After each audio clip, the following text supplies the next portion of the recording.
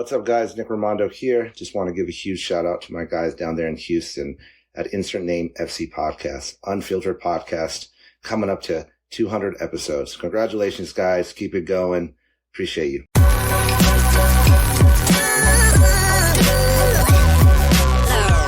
The following is a presentation of the BellyUpSports Media Network.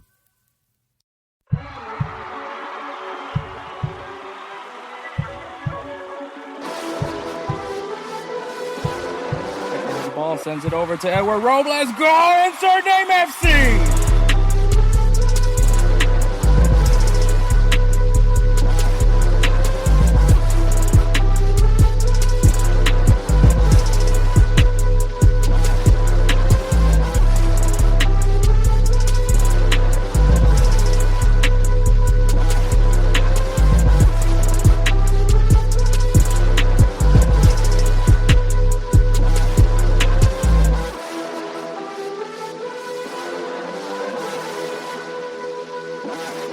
Let's go! Insert Name FC!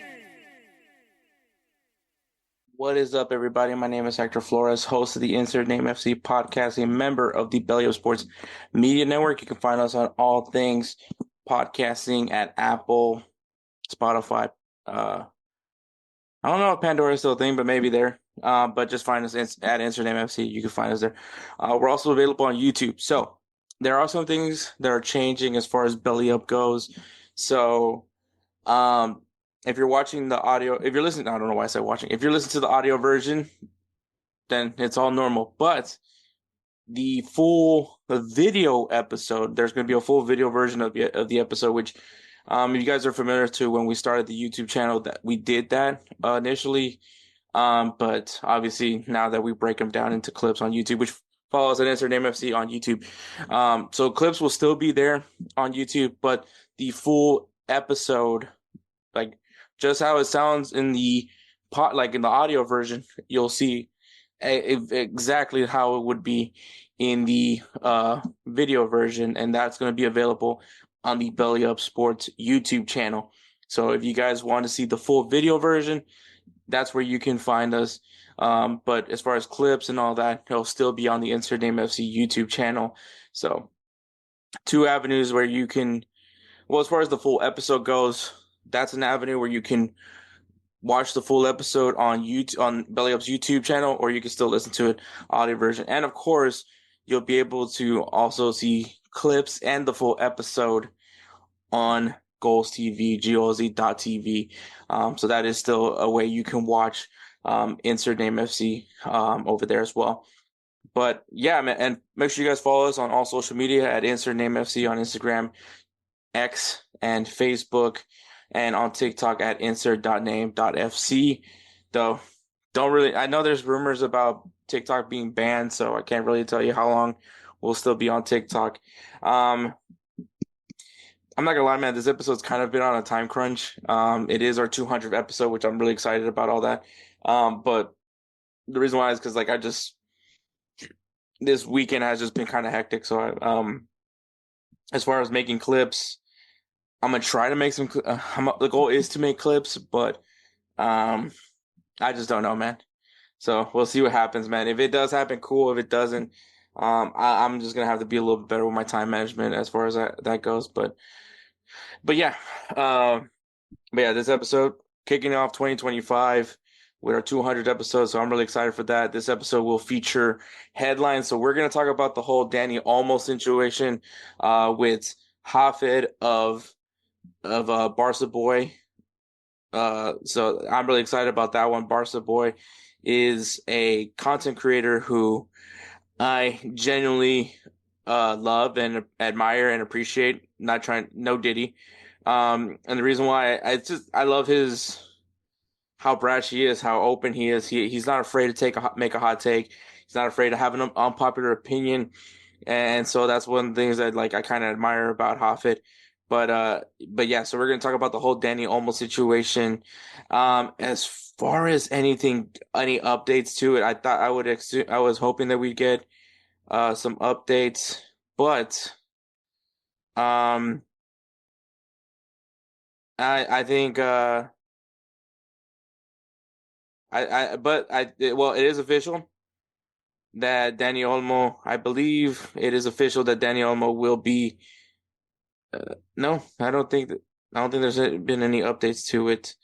But let me see. I'm trying to check right now. Good old reliable Fabrizio Romano. See if he has any updates on that the whole thing over there with.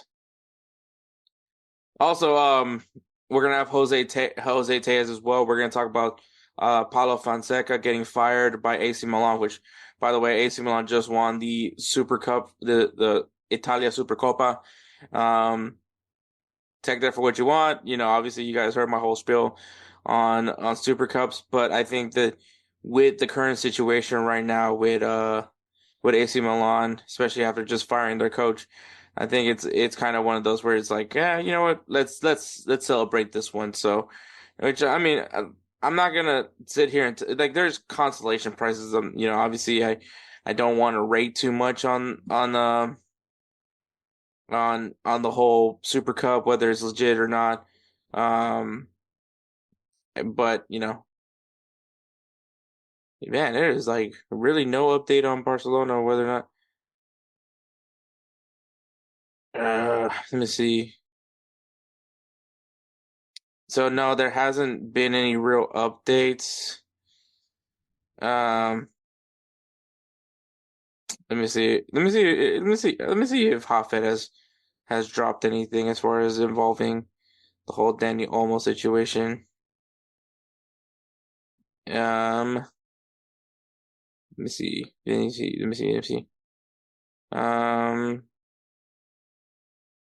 I don't think there's been anything. Okay, yeah, so there's still nothing yet about Dani Olmo and Pau Victor. But so talking about the Dani Olmo Pau Victor situation at Barcelona with Hafed, aka Barca Boy. Talk about Fonseca psyching, and we're gonna talk about Cristiano Ronaldo because why not? With Jose Tejas of Golz TV. Also, Liga MX kicks off this weekend, and so we'll go ahead and preview. Maybe we'll just explain. I guess in some sense, preview, give you guys some things to follow in the Clausura for Liga MX. Announce players of the week. Give you guys some games to watch this coming weekend, and of course, I'm going to try, and I'm gonna emphasize it on the word try, to bring back these closing segments again. So we're kicking off with a top 5 draft, the year 2024, with Jared of Kornerbooth Pod and Kelcey Coin of High Low Sports. So entertaining one. I think we left off a lot of things that happened in 2024. But I think it was still a fun draft nonetheless. So in the comments, if you guys have some things that happened in 2024, feel free to drop it there as well. But yeah, that's what this episode's gonna be, and yeah, get ready. So sit back, relax, and let's get this episode going. Episode 200, our 200th episode. So I'm really proud of it. I'm proud to be where we are right now. But yeah, so we're gonna take a break, and then we'll go right into the Barcelona situation with Hafed, aka Barca Boy. Let me tell you guys about BellyUpSports. BellyUpSports is the internet sports bar. Go ahead and check out their website, www.bellyupsports.com, to read some great articles from great writers all across the country, from hockey, baseball, golf, soccer, you name it. BellyUpSports is the premier, not your average website. All right, guys, they say never meet your heroes. And to those people, they're lying.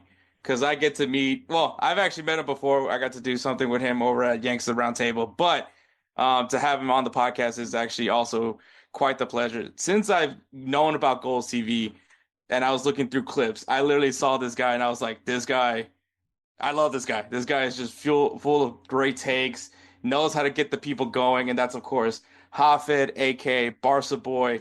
I'm not going to lie. I'm a little starstruck right now, man.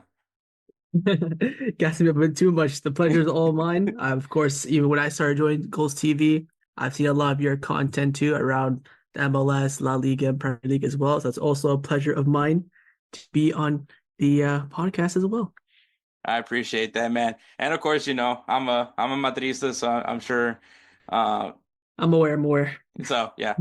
But you've also like I will say at least I'm an honest Madrista. I'm not one of those like I'll complain about the team when it's warranted.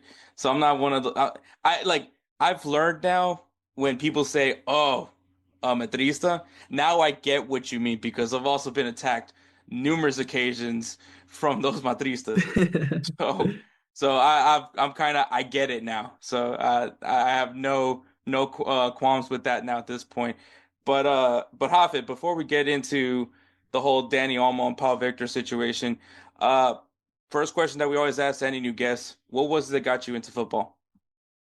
What got me into football was, I believe, the 2007 Copa America. My cousin is a massive Riquelme fan who was the Argentina captain, attacking midfielder. So I started watching a lot of Argentina with him. Then I started to, delve into it a bit more. He told me about the, next best thing since sliced bread, Messi coming through.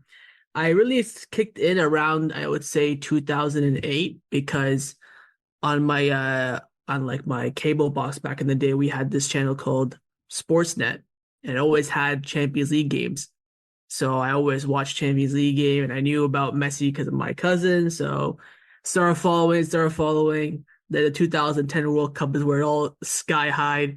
I love the Spanish team. I've realized that Messi, the Spanish players, play on the same team, and that's how Barcelona came to fruition. I also for a good like year or two, I only thought there were Champions League games, and then I realized, oh damn, there's about 50 or 60 other games as well in the season. And then once I got hooked, I couldn't stop watching. So that's my little story, to say the least. Nah, man, it's a good. Hey, I'm right there with you. If you want to just find out a little bit more, dumb enough I found out I was Salvadorian years after, when from being a kid, and it was because whenever I did watch football, it was with my dad, and he was like a big Brazil fan. Like he would just watch Brazil, and to the point where my dumbass thought that, oh, we're Brazilian, and so. And it wasn't until later on that I found out that my family's from El Salvador. And I was like, oh, are they good? And they said no. And so I was like, all right, well. This is why I supported Argentina as a national team, because Canada have been dreadful. At least they gotten good over the past few years, though. I'll give them that. But when I was coming through, first 10 years of my football watching career, Canada were just non-existent. No, I totally get that part. And I definitely now get why my dad roots for Brazil. Yeah, I mean, technically, there's a city in Brazil called Salvador, so I'll take that. I'll take that for myself. But yeah, man. Barca Boy, how did that channel come to be? I think it's like a lot of people have the same story as me, but it was just COVID. You're bored, you crack some videos just to pass the time, feel like you're not wasting your days away. Started doing videos just here and there, just because I liked it. I used to talk with my friends at school about Barcelona and about football in general. And then one video blew up, and the rest is history. That's all I really did. I guess I got lucky with the one-hit wonder, and then I just kept it consistent ever since, and that's pretty much it. Everyone gets their stroke of luck, and it's up to you really to capitalize on it or not, I guess. Yeah, that's very true, man. I think at the end of the day, once you find your luck, and I think also the consistency is always going to be important. I think when you're seeing regular content being pushed out, there's going to be a payoff. And I mean, look what's going on with Golz right now. I mean, that was a huge announcement that was just made, with them having Eric Winall, the bad boy of U.S. soccer, if you will, joining Golz. So that's pretty cool. But all right, man. So it's been discussed plenty of times at this point. It's like a broken record when it comes to Barcelona, at least in recent years. It's been their financial struggles. If you had to pinpoint where all this came from, what would you say was kind of the start of where Barcelona is now financially? I would say it started in 2017, where we had probably the worst president in the club's history, who could not run a bank book, let alone a football club. It started off with him giving way too much money to players who didn't deserve it. quadrupling the wages of, for example, Umtiti after having a good 3 months, giving, Barcelona legends like Piqué, Jordi Alba, Busquets, Neymar, Messi, Suarez, outrageous salaries, which at the time, I mean, the club could afford it, but like it just wasn't feasible or viable. Then you're doing all this on top of having the pandemic, which our club was not prepared for whatsoever. And it hit home pretty hard. You have, of course, no income. And I think at that time, the rule of thumb at Barcelona is to have 70% of your income go towards the first team players' wages. I think when the pandemic started, 95% of the club's income was going to the first team wages, which shows how off the mark he really was.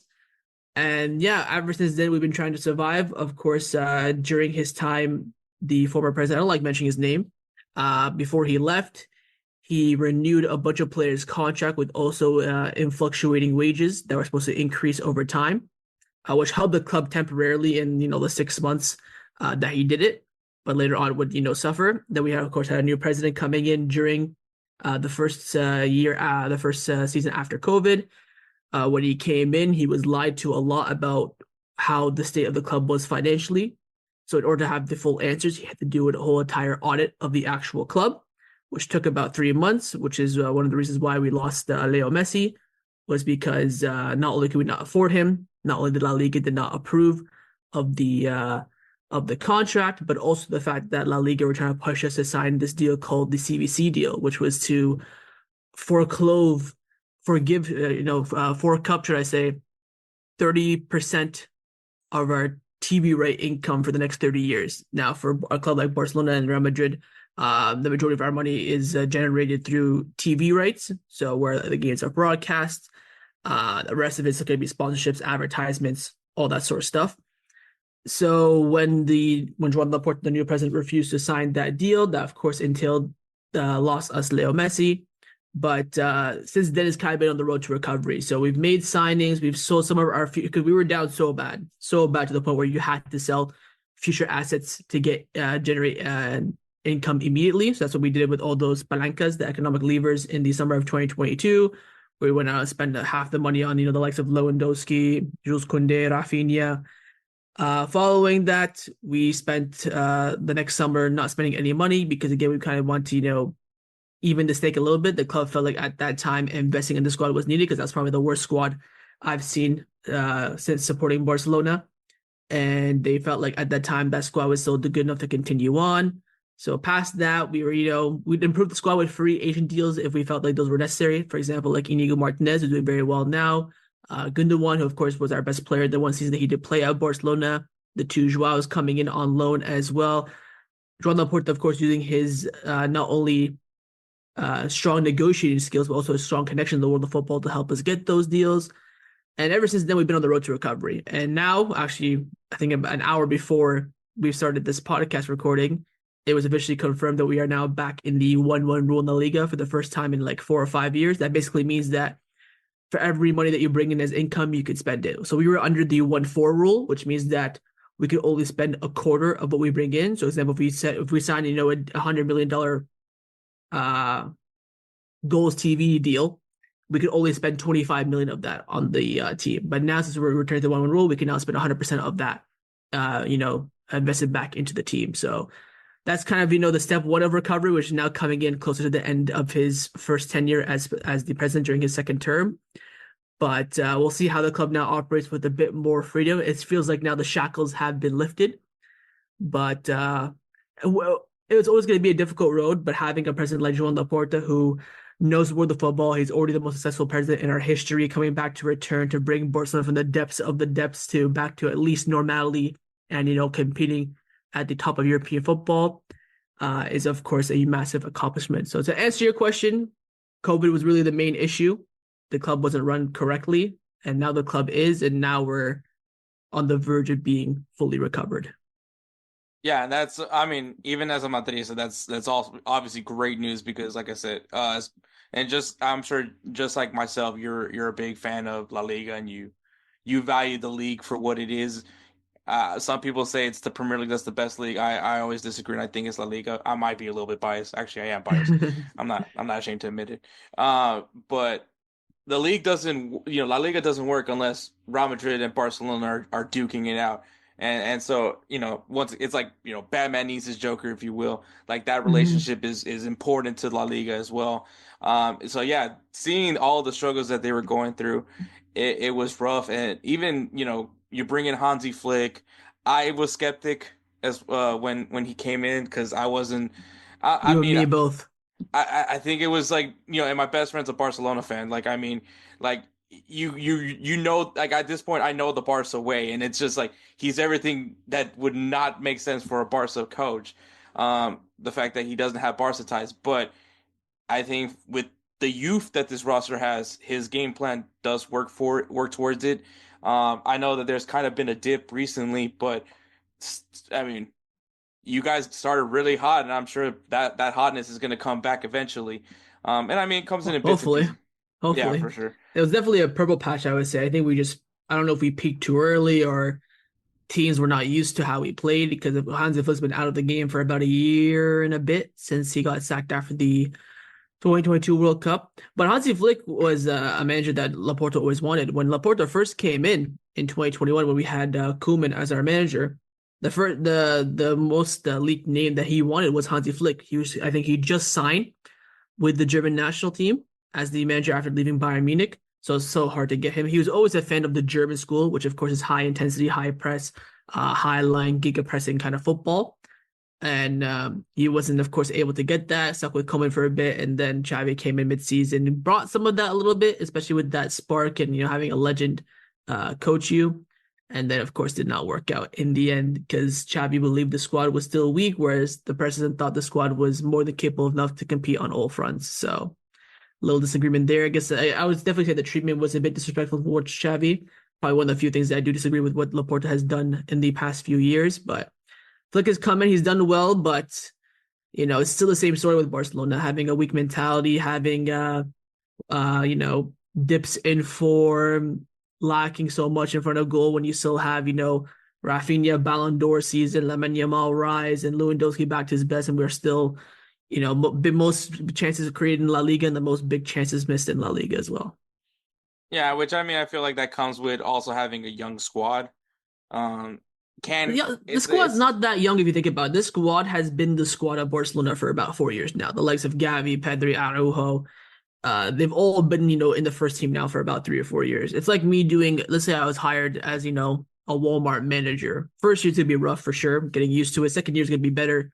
Third year's gonna be better. Fourth year's gonna be, gonna be always improving. I'm still gonna be young, but at the end of the day, I've been doing the job for 4 or 5 years. The same with these players.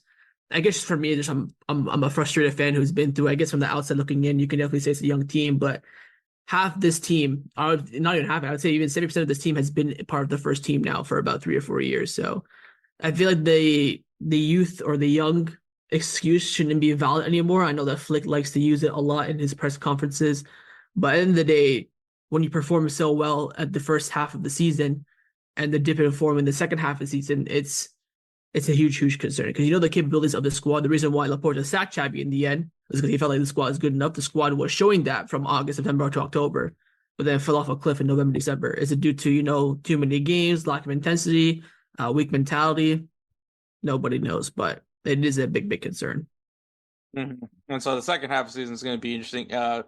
But obviously, right now, what's been dropped as soon as the year started was what's going on with Paul Victor and Dani Olmo as far as their registration.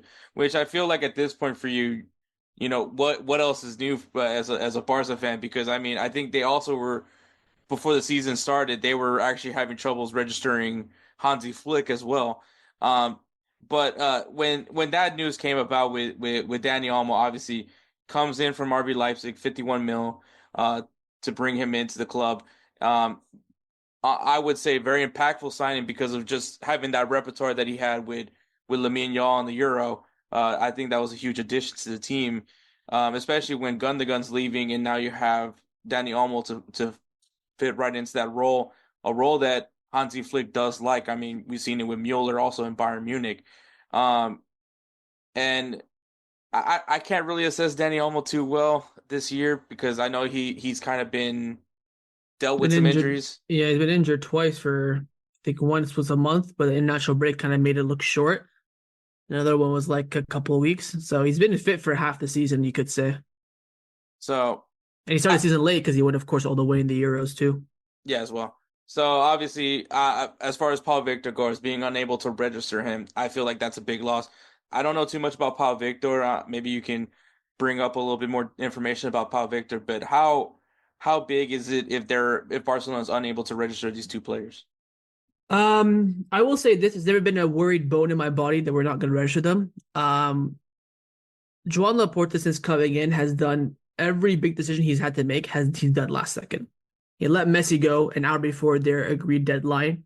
He registered the likes of Memphis Depay, Eric Garcia, and Aguero the morning of our first La Liga match during that season, the 21-22 season, because he had to beg the likes of Piqué and Busquets to cut their salary in half to make space for them. When we did all those economic levers, we registered Jules Koundé last second. He actually had to give 10 million of his own money, him and the board, to register him.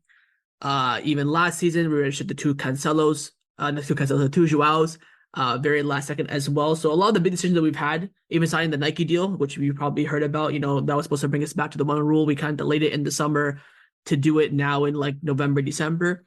He's done everything last second because he believes that doing things last second, you get the best bang for your buck pretty much. So I've never been worried whatsoever about the situation because if you're consistent, you have a bit of a brain, you can analyze the situation, you know that in the end it's going to happen. The club released an official statement on December 31st saying that all the documents have been officially submitted to register the two players again, following us securing a new deal to sell our VIP boxes when the new stadium opens up. And now it's just all bureaucratic, politics back and forth at this point. It is a bit of a shame that they were unregistered because it just makes Barcelona look bad. But at the end of the day, when you have, I'm not trying to, take any digs at you, but when you have the whole entire Federation of Spain, the RFEF, and also La Liga filled with nothing but Madridistas, it's going to make it more challenging for Barcelona. There's also reports, middle of December that Atletico Madrid, Sevilla, and Athletic Club, which are probably the three most historic teams outside of Barcelona and Real Madrid in La Liga right now, they were pressuring La Liga to make sure that Barcelona would do everything correctly, not do any loopholes, and don't give them any favors. So everyone's preying on our downfall pretty much. So when you have the whole entire lens of Spain on you, it does make things a bit challenging, but not to give an excuse. Of course, you shouldn't be doing these kind of things last second, but it's just kind of how he's been doing it. So that's why I've never really been bothered about it. I think the only real embarrassing part that will come about is if they're not registered in time for next week for the Spanish Super Cup. Missing the game, we do have a game, of course, tomorrow as of recording this video against Barbastro in the Cup. They both, Paulo Victor maybe would have played that game. Dani Olmo probably wouldn't have. It's a Cup game, round 3-2 against, fourth division side. I'm not too fussed about that, but if they're not registered to come Monday, it will look a bit of a shame. I think in the end they will be. It's just really down to when now. Will it be tomorrow, next week? Let's talk about, even the deadline being now January 31st. I have no idea, but all the documents have been submitted. The money and proof of funds is all there now. It's just politics going back and forth at this point. But Paulo Victor, like you mentioned, he was actually part of our B team last season. We did sign him on loan from Girona.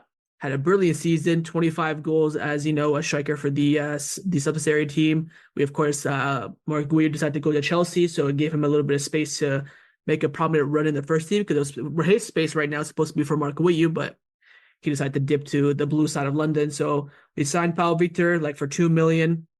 He was on loan with a buy option, but that buy option for some reason expired in April, which is a bit weird, but we signed him basically for that buy option.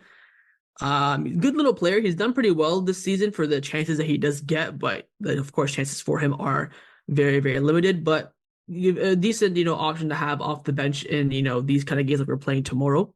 And of course, like you mentioned, Dani Olmo, the big summer signing, of course, coming in to replace Gundogan, which I thought was a brilliant operation by the board, letting go of someone who's 33, 34 years old, who's on a lot of money. He came in, he was, of course, a Xavi signing. Xavi was the one that asked for him a lot during that trouble run that he had with Man City. He was open to leaving. The club said, we don't need this many midfielders. They're both similar profiles. We'll go with the young one, the Spanish one, get the hype going there. So I thought overall it was a brilliant operation, but now we're just waiting for them to be able to legally play for the club again. Yeah, you're right. You did mention that they're back to being on one for one status as far as like their whatever income comes their way, which I think is going to be big.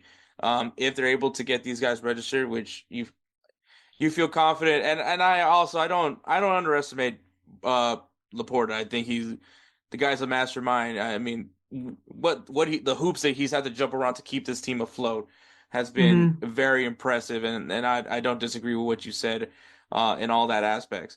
But obviously, this coming summer, you got Nico Williams, who is kind of been the big open target. Everyone's been hearing him be very heavily linked to Barcelona, going in on the free, which I'm sure that's going to be massive for any club, but specifically Barcelona, just because of you have now this opportunity to have that three-headed monster for Spain that you had back in the Euro, and but everything's now kind of going back in the right direction. You're starting to see more academy products playing for Barcelona as well, which I'm sure that's not going to torture me in any way. Um, yeah, I'm like another 16-year-old. Where does this guy come from? And like Yeah, that's back in the day during the former president's time, he never really trusted the academy. We saw a lot of academy players leave, like Marco Correa for Chelsea, Alejandro Grimaldo, who's now playing for Bayer Leverkusen, ball in there. A few other talents that I won't bore the listeners with the names. So Laporta has brought back a lot. A lot. We kind of forced to trust La Masia as well during the beginning of his tenure because he literally cannot buy anyone.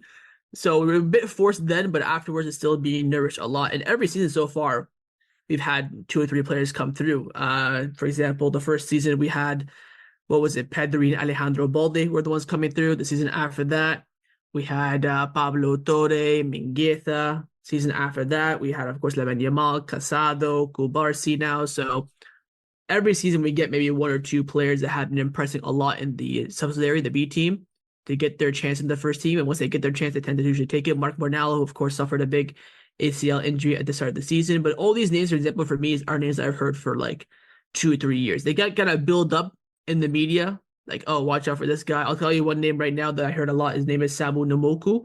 He's a very, very fast winger, fantastic dribbling ability. He's playing, I think, for the under 15s right now. So I expect him to have a run. The Fernandez cousins, Tony Fernandez and Giddy Fernandez, they get hyped up a lot as well. So I expect them to come through maybe next season. They probably will get their first chances during this summer preseason that's supposed to be taking place in Asia this year. So yeah, the trust in La Masia is stronger than ever. And at the end of the day, our backbone is players coming in from the academy. So you have to respect that and always oblige by that too. Yeah, I mean it's when it to me it's business as usual. I think for Barcelona, if I mean honestly, that's how Spain's gonna have their national team because it's sure as hell not gonna be Real Madrid, who only I think maybe has one Spanish player on the starting lineup. So Carvajal, yeah. yeah, yeah. So exactly. So I mean, Yeah, you don't even have that many Spanish players in your team, honestly. Apart no, from Carvajal, I Vasquez, I mean technically Brahim Diaz, but Ceballos. obviously Nah, you he's made the Morocco switch. now. Yeah, you made the switch. So Dani Ceballos. I'm guessing that Asensio guy is Spanish, the new center back that's coming through. yeah, So what, four? yeah. Our squad is majority Spain. I think we only have like four foreign players. I was looking at this the other day. I think Rafinha, Koundé, Lewandowski, Chesney, and goal are like one of five foreigners. I'm trying to think. Christensen, like Araujo, maybe like 6, 7 like foreign players. So we're heavily, heavily Spanish dominant. And even our transfer targets are Spanish dominant too. Like you mentioned, Nico Williams. So Yeah, I mean, which has always been the trend for Barcelona. They've always been more, like once again the whole homegrown thing that Barcelona does, which is they do I mean, La Masia is one of the cornerstones of all academies. That everybody tries to replicate. I mean, you could look at Borussia Dortmund, um, maybe say Olympic Lyon, but their situation is probably worse than Barcelona's situation when it comes to finances, but still, nonetheless, obviously another kind of well-respected academy as far as the players that have come out recently from that academy. But Barcelona, I mean, La Masia, everybody knows that name. Even if you maybe like the non, people the guy the regular maybe casual fan probably doesn't know too much about La Masia, but everybody knows more often than not if they're Spanish, they're probably they're probably La Masia graduate. And so that's an important part for Barcelona, but just great to see that part. Um, I mean, before we wrap this up, man, I gotta ask you, man, what are you looking into the second half of the season for Barcelona? Obviously, the race is pretty tight, which you normally usually is kind of in that way. But how do you feel going into the second half? And do you? I will honestly tell you, I think this slightly overall this year, as far as football goes, it's been pretty bizarre. You got the Serie A with all the ties that they've had. Yeah. Um, PSG is undefeated. No one cares. Um, I mean, the only thing that's like normal is that Bayern Munich's on top of the Bundesliga, but Leverkusen's like right behind them, Yeah. and so it's been just a weird year. And I've always sensed this weird. I don't know if it's just me. Maybe you feel the same way. But whenever it's these weird years, that's where you get the Atletico Madrid title, which I'm hoping that's Yeah. not the case. I But mean, I just feel like this season's been so tight because of the schedule. Too many games. Players cannot perform. No athlete in any sport, swimming, darts, basketball, football, whatever, can perform at this high level this consistently. I think there's a lot of pressure on Madrid as well because you were the best team in the world last season. And you go and you sign the best player in the world, so there's going to be high expectations there. For me personally, since the beginning of the season and on August the 1st, I'll say it again. Minimum one trophy, and I'm happy. I really don't care what trophy it is. Super Cup, Copa, La Liga, Champions League. When you go a season trophy list like last season, you just want to win something. I think Barcelona's season really rides on this Spanish Super Cup. If you look at our recent success over the past few years, actually during this, new edition of the Super Cup where it's been played in Saudi Arabia, we've done it now, I believe, 5 times, and Barcelona only won it once. And that one season we did win it. We won the double. We were on the verge of the Spanish treble if we didn't bottle it at home in the Copa del Rey. But I think that next week in Saudi will be a true test for Barcelona. I think our season success honestly will ride on that tournament. We of course have the Copa in the semi. You've got Mallorca, potential Spanish Super Cup, El Clasico Super Cup final. Vinicius is now potentially suspended for probably both games, so that's going to of course cause some ruckus and controversy. But that's how I see it for Barcelona. I think that everything relies on that. I think the league title, to be honest, I think we're 5 points off the top now. Again, if we win all of our games, we win the league because we of course play each team once. But it's difficult to say that. I think we're more so of a cup team than we are in terms of longevity over the course of a season being consistent, which I don't think will entail the league title. I can see us maybe win the cup, the Spanish Super Cup with the Copa del Rey. Champions League, we're not going to win because this team's mentality is just absolutely all over the place. So we'll take one of the two Spanish Cups, I guess. But if we go trophy list, I think it's going to be absolute mayhem this summer. And of course, if we win the lot, we'll be partying like no tomorrow. yeah, definitely, it's definitely going to be that one of those cases, man. But Hafed, it's a true pleasure to have you on, man. You are more than welcome to come on whenever you want, man. You just gotta let me know. But this is your time, man. Go ahead and tell the world where they can find you.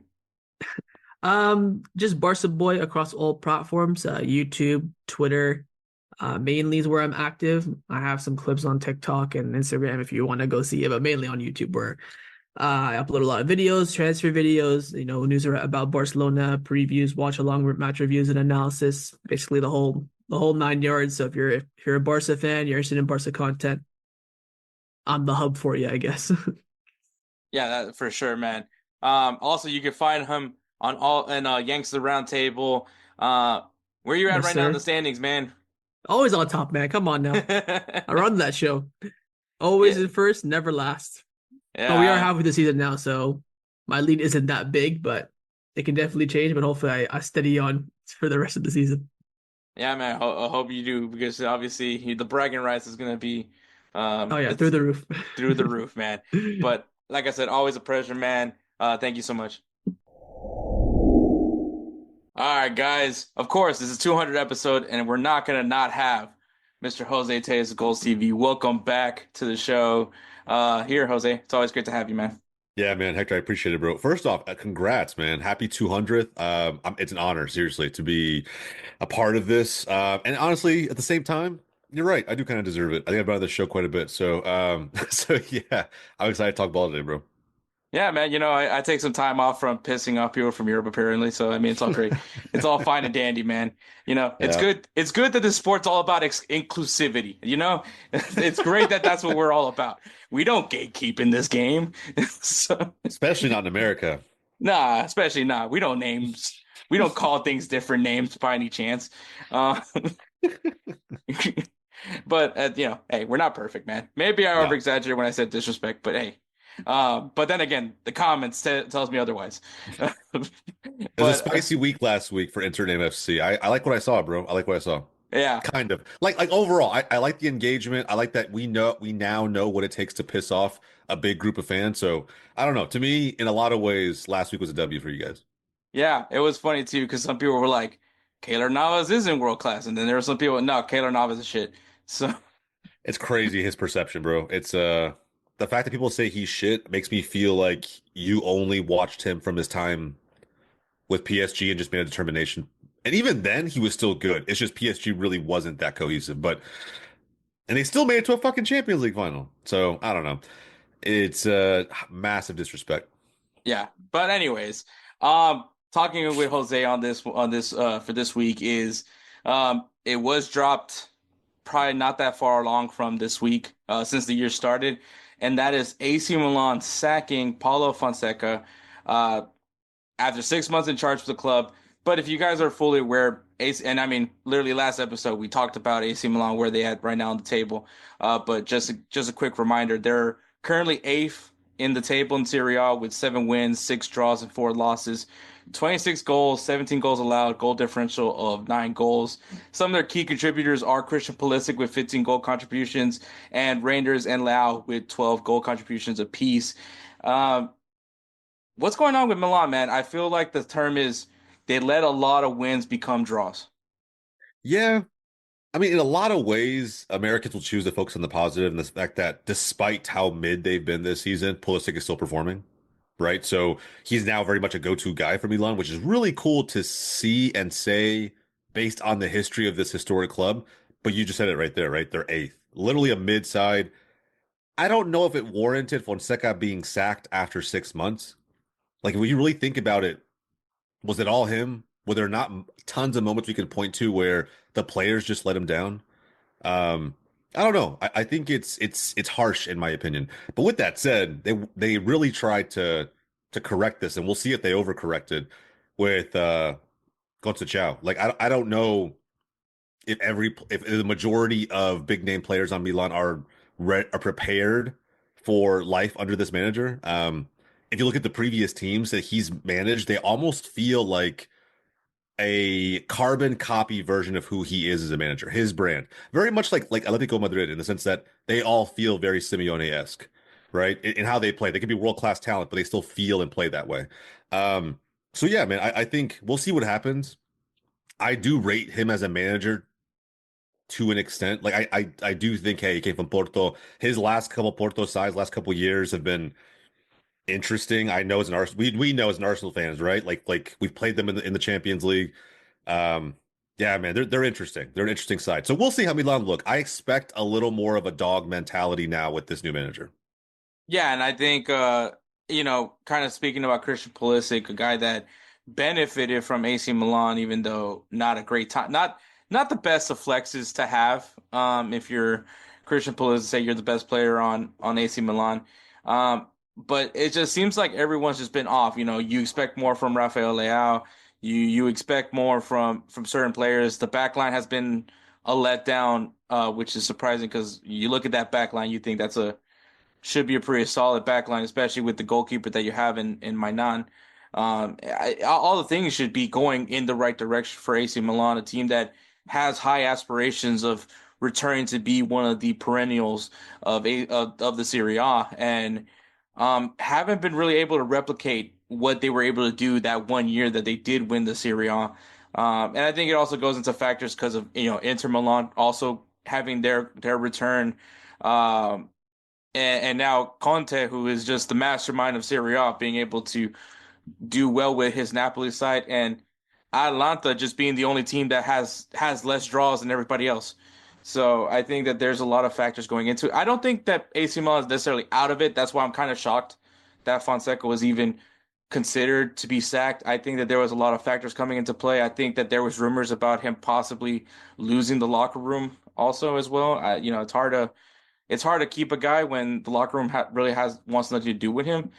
But yeah, it's not great. Yeah, and I will also say this. To me, Milan feels like a side that has lots of good young talent, right? And in several cases, superstars. Rafael Leao, Theo Hernandez, right? Like those guys, Christian Pulisic in his own right, for sure. If anything, their stocks went up. And I think it's a good thing for Milan right now because new manager comes in.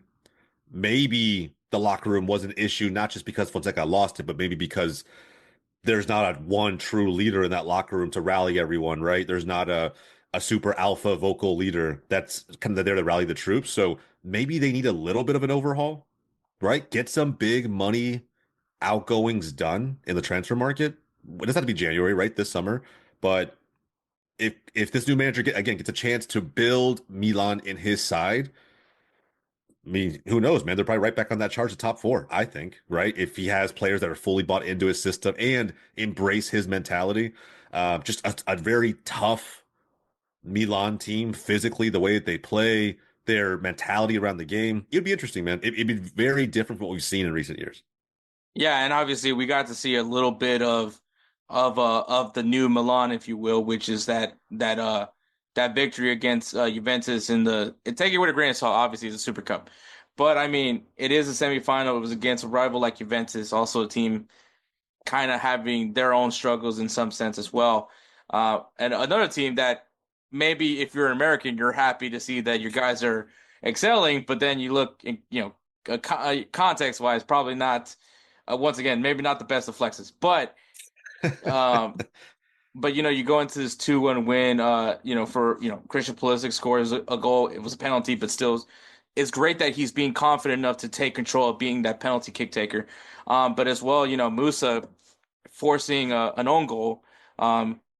There's some positive to take from it, and I think if you're at least a U.S. men's national team fan, you at least have some sort of sigh of relief that you're hoping to see Pulisic and Musa still being featured on this Milan side, which I think maybe we got some sort of answer from that, or maybe Sergio maybe not wants to tinker too much just yet and just went in with what is usually expected from this AC Milan team.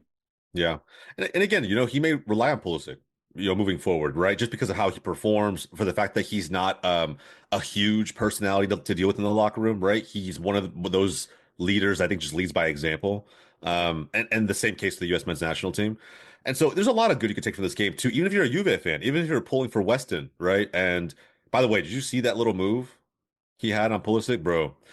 It was Very just, cheeky. again, yeah, very cheeky. It was just a good game all the way around if you're a USMNT fan, I think, right? Somebody had to win, somebody had to lose. We got a chance to see this manager. This final is a big, big chance for a new manager to get a trophy right away. And right away offer something of value to the club that they can use as a springboard for hopefully the second half of the season. You're not going to catch, in my opinion, Napoli. I think it'd be insane to even get close to that, right? But between them and top four, there's 7 points. You just never know what can happen. So it's still definitely possible. And if this new man gets a trophy, you just never know. Yeah, and I mean that Super Cup final is going to be against Inter Milan, so we're going to have a Milan derby for a trophy, and I think that's and I mean that's his former club. He played at Inter Milan, so I'm sure that there's going to be storylines to be written if you're in the Italian media. It's going to be a fun one, I think. And I've said my things about Super Cups, and they do have their value. I think in this scenario, it has its value because you have a new coach. You want to make sure that they're heading in the right direction. Funny enough, I mean, if you listen to this podcast earlier, you hear Hafed talking about Barcelona and how Barcelona right now are in a scenario where they can take a Super Cup as a positive and push it onto the second half of the season. So and I didn't disagree to it, even though I went on a whole rant about the Super Cup. But it's just I'm not gonna call it a treble or a double worthy trophy to flex. That's just me. But I do see the importance, especially with the weirdly enough having these trophies now in the halfway point of the season versus having it before the season, kind of how the English Premier League does with the FA Community Shield, and I think Bundesliga as well. But I mean, seeing it like this is kind of like all right, we just came back from break. Let's get this tournament going. Let's get back in form and then have a good second half of the season. But yeah, Milan is not far away from a Champions League spot. They can turn things around. Like I said, they just had the issue of just not being able to finish matches to secure 3 points. And, had they were able to turn those draws into wins, this could be a different story for AC Milan, and Fonseca probably would have a safer seat, probably still have his seat in the table. But I think for Sergio, which is funny enough, another Portuguese league coach leaving their team halfway through the season to join a club that just needs a manager now. Yeah. Yeah, it's interesting. I mean, at some point you figured he'd leave Porto. I just felt like they were perfect for each other, like at every level. That's exactly the type of manager I think Porto. It's not Mourinho-esque from 04, right? It's because he had a legitimately like a crazy, when they were pieced together, underrated, young, fantastic team. Porto's teams now are just like dog mentality, right? And they're not going to make anything easy for you. If Milan embraces that mentality through and through, if Pulisic embraces that mentality through and through, it only also benefits the U.S. men's national team. So, I not that I think he's soft or doesn't, shies away from being aggressive. He's had his moments 1,000%, but there's a difference between that and like being that guy, right? The enforcer on the pitch to an extent, or at least having that mentality, sticking up for your teammates, right? Like dying for everybody on the pitch. I don't know if Kotenchao will do that with everyone, but for those who buy into his mentality, man, Milan has a shot to rectify the rest of the season, even if they don't win the final. Because Inter, to me, clearly is the better team. But I mean, it's a cup final; anything can happen. Yeah, exactly. And I think, like you said, I think this benefits all the players if they can. And I mean, it's Serie A, it's finest, right? Being a physical league that it is, to have that kind of coach that is, and I mean, it's fitting that he's an Inter Milan guy, so because they're very much the same mentality. Yeah. And I'm now happy that we are now validating that dog mentality is an important feature for clubs. I think that we'll keep speaking on it as much as I can, because being a dog is important. Join But, the movement. So I mean, I always love that. I think that's important for clubs as well to have, especially in the Serie A. But yeah, you're right. In some sense, Pulisic needs to grow up here, and I mean, I feel like we've been saying that this year. Him not being more affirmative when it came to the penalty opportunities. That was a funny storyline at some point this season. But yeah, no, I think it's very true. It's very fitting that is the case. And I think, like I said, it's not that far away from AC Milan to get back in a good position in the Serie A. It's just about being more physical and being more affirmative, and get those wins. Yeah, I fully agree. So I can't wait. I can't wait to see that final. It's a Milan derby, man. Even I don't care what tournament it is. A derby is still going to be a good one to watch. Even a preseason derby is still going to be a good one to watch. So I have no complaints in that part, nonetheless. But hey guys, this is Hector from the Insert Name FC podcast, here to tell you guys about Candidips. It is a great tasting, superior alternative to traditional dip, using CBD in a way that is radical, enjoyable, and effective. It comes in 5 core flavors: wintergreen, mint, citrus, mango, and American spice. Candidips CBD is the new evolution in dip, allowing guys to enjoy great, long-lasting taste without the downsides. If you guys want to go ahead and try them out, use the code BellyUp20 at CannadipsCBD.com. Once again, BellyUp20 at CannadipsCBD.com, and you'll get yourself 20% off your purchase. Thank you again for Canadips for being a great partner of BellyUpSports. We'll move on to the next headline. And, all right, so Cristiano Ronaldo. This is going to come off in a way that either you're a Ronaldo fan or you're a Ronaldo hater. If you ask me, I frankly don't give a shit. I'm kind of tired of the GOAT debate at this point. I just don't. I don't know. Like I'm not saying I grew up or anything, because I clearly haven't. But I think with me, it's just that the debate between Ronaldo and Messi. It's kind of, unless somehow Portugal wins the World Cup, I just don't see any other way you can validate Ronaldo. Is Ronaldo still GOAT? Yes. Is Messi a GOAT? Yes. You can have multiple GOAT. We got spoiled. Jose, you and me got spoiled. I agree. Live in an era where we have, because everyone thinks Pelé and Maradona were from the same time period. They weren't. No. I mean, they were not even remotely close to that time period together. So everybody's had a period where they've only had one GOAT, like one clear, this is the guy.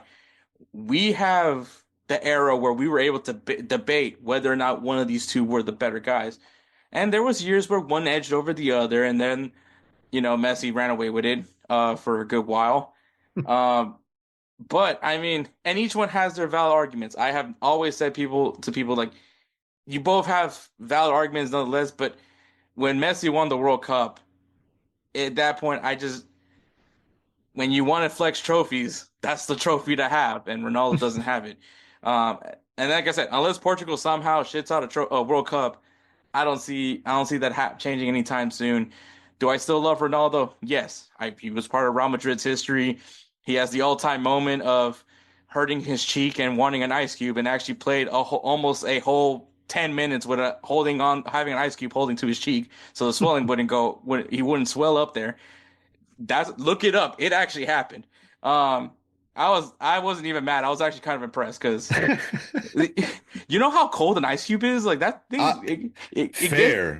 Also, just to have the awareness. Most players like, I should keep playing, and like he's just I agree. I agree fully, bro. The argument's stale, and again, I think Ronaldo is the way I've always put it too. Again, two GOATs, but I've always put it. Messi is the greatest player of all time, and I think Ronaldo is truly the greatest finisher of all time. Right? Scores more goals than anyone, can do it in any one of different ways. Doesn't really matter. Like the guy's literally the greatest finisher of all time. I think this whole situation, though, right? It's just the way you said you don't really care what anybody thinks about your opinion in this GOAT debate. He doesn't give a shit either. So he's going to say whatever he wants, frankly, right? I think the less chatter there is about Ronaldo, the more likely some of these comments he made are to happen, right? It's just he's got to be kind of top of the news cycle to an extent. He's done everything this way, right? Think back to the Manchester United interview that basically forced his way out of the club. I mean, bro, look, the only comment I really have anything to say on when it comes to Ronaldo is just what he said about the Ballon d'Or. I think that it's just hilarious to me that anyone at this point is still calling it a robbery. One way or the other. Had Vinny won, had Rodri won. It was so close. It really didn't matter which way it went. It was going to be controversial. It was going to be, a talking point for fans. But no one swept the other in these votes, bro. Like, it was super close, and Rodri won. And if you disagree, fine, you could disagree. You may think Vinny should have won, and he had a very big chance at winning it. He just didn't, bro. That's how close it was. But to say it was a robbery and to question the voting, which we all have our own, questions and biases, right?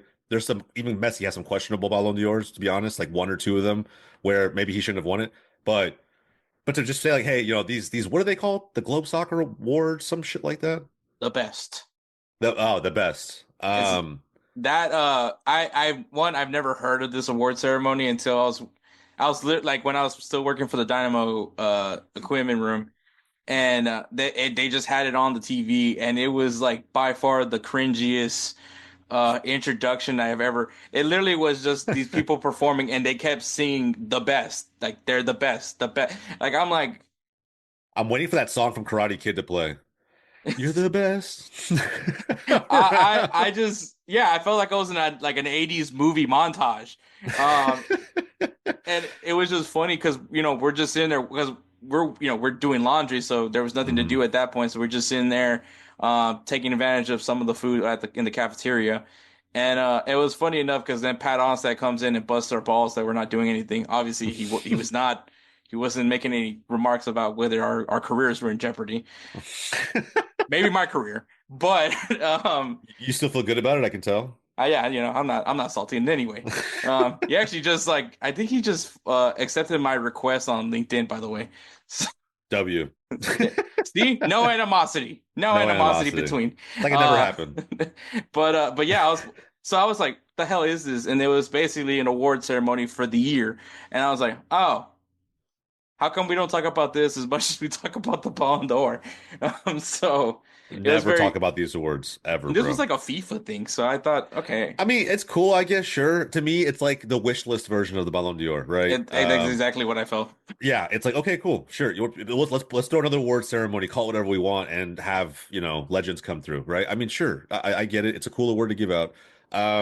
I'm not knocking it that much. I don't take it as seriously as the other one, but yeah, bro. I don't know. To me, it was slightly out of pocket and very slightly How because it's Ronaldo. dead? How dead was this event where they just like, hey, let's just ask Ronaldo some questions and Oh, interview. become and make this become a TED talk? Because that's literally because I think I think this was the same thing where he talked about how he would handle Manchester United if he was the owner of Manchester United. I think this is all the same time, and then obviously his remark about Vinny getting robbed, and then this is why I like what's funny is that Ronaldo I think the first word he learned in English was best because he uses that word a lot. I remember when he was like saying that how maybe one day he'll go to the MLS because it's the best. I shit you not. I think that was an interview. So I think maybe that's his favorite word is best because he wants to be the best. I think he thinks wherever he is the best. I remember when like the whole Saudi versus MLS was a thing because Messi had moved up to Miami at that point, and it was like, well, this league's absolutely clear of MLS. It's the best. And I'm like, all right, bro. I mean, whatever. I mean, like, yes, there's dozens of superstars that have worked their way over there, or previous superstars, right? They're kind of in the twilight years of their career.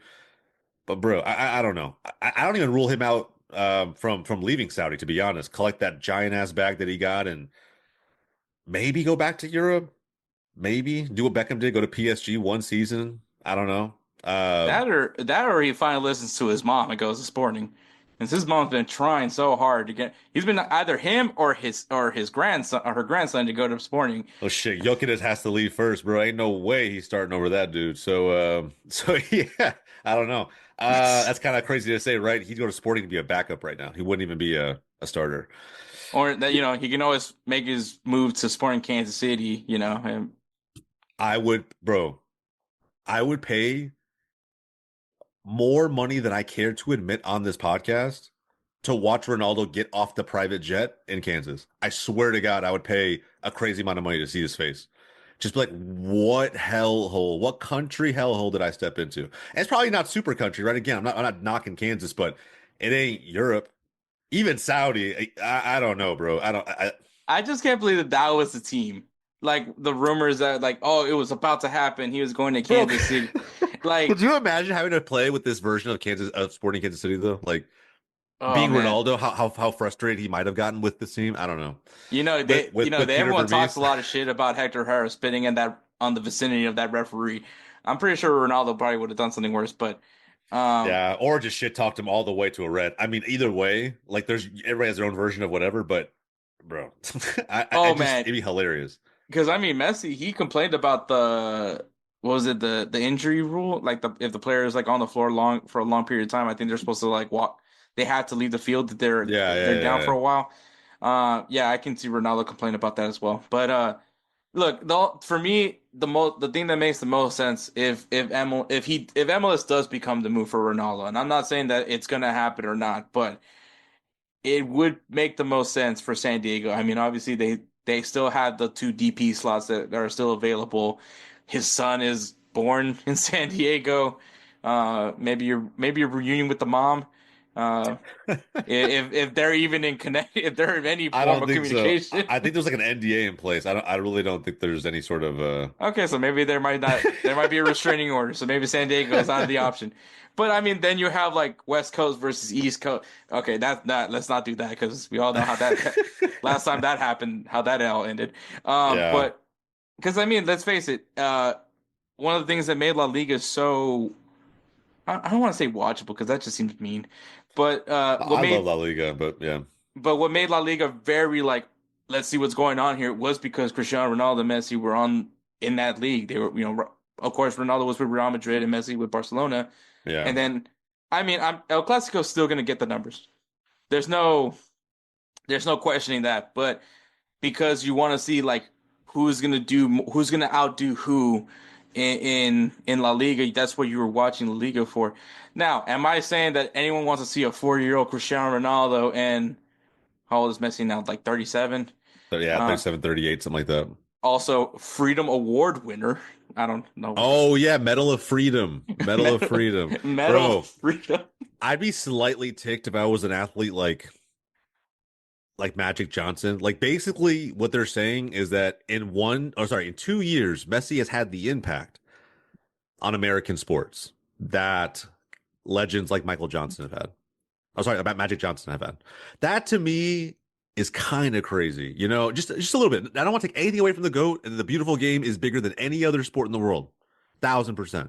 But to come to another country and be given that exact same award, I'd be kind of sitting there as Magic being like, dude, what the fuck, bro? Like I like, I don't know, man. He played so, I don't know. It's just, to me, it's a little bit interesting, but I don't think Messi went at all to the ceremony, but I think, but still, the thing that I think would have been funny is if, because everyone knows who Messi is. I don't think regardless of what sport you played, even he owns a team, so he has to know. I mean, the same league, you know what I mean? Like, he has to know who Messi is. Even if you're like oblivious to anything that is football or soccer or whatever the hell you want to call it, you know who Messi is. Like, just like anybody in Europe knows who Michael Jordan is. Like, I mean, and I'm sure there's somebody that's going to be like, who the fuck is Michael Jordan? And that's okay. Or say LeBron. Either way, it's fine. And LeBron in his own right too, right? Like they just go any part of the world, they're super famous regardless. These Jordan sneakers is a guy? I love Messi, bro. He's my favorite player of all time. And so like I'm not knocking Messi in any way, saying it doesn't deserve it. It's just interesting. The cynical side of me thinks it's kind of funny. So anyway, it is hilarious. It would have been it would have been a great image of just Joe Biden who. Look, I don't get political here, and I never will. Do you think they had to tell him who Messi was? I'm pretty sure they told him, and he still doesn't remember. But I would have loved the image of having Joe Biden, who is practically senile, and Messi, who, I mean, people have theories about Messi, where he's at in mentally. Sometimes, yeah, I mean, sometimes, but I think in all honesty, it's just like. Him being, I think Messi's just an awkward guy. Like, I think he's a little bit awkward, but at the same time, like I think he's at a point in his life where he doesn't give a fuck anymore. And I think that's what I was hoping for, is like kind of similar. Okay, so for American football reference, it's like when someone handed Bill Belichick the AFC Championship trophy, and he's just like, "What the fuck is this thing?" That's what I would have felt. Care. Messi would be like, "What did I get this for?" Yeah.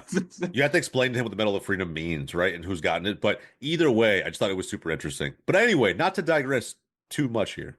So Ronaldo complaining about that. Ronaldo's, I feel like now Ronaldo's just like, I can, now that everything that panned out for him in that interview with, I forgot the guy's name. Piers Morgan. Yeah, the guy that likes to suck him off.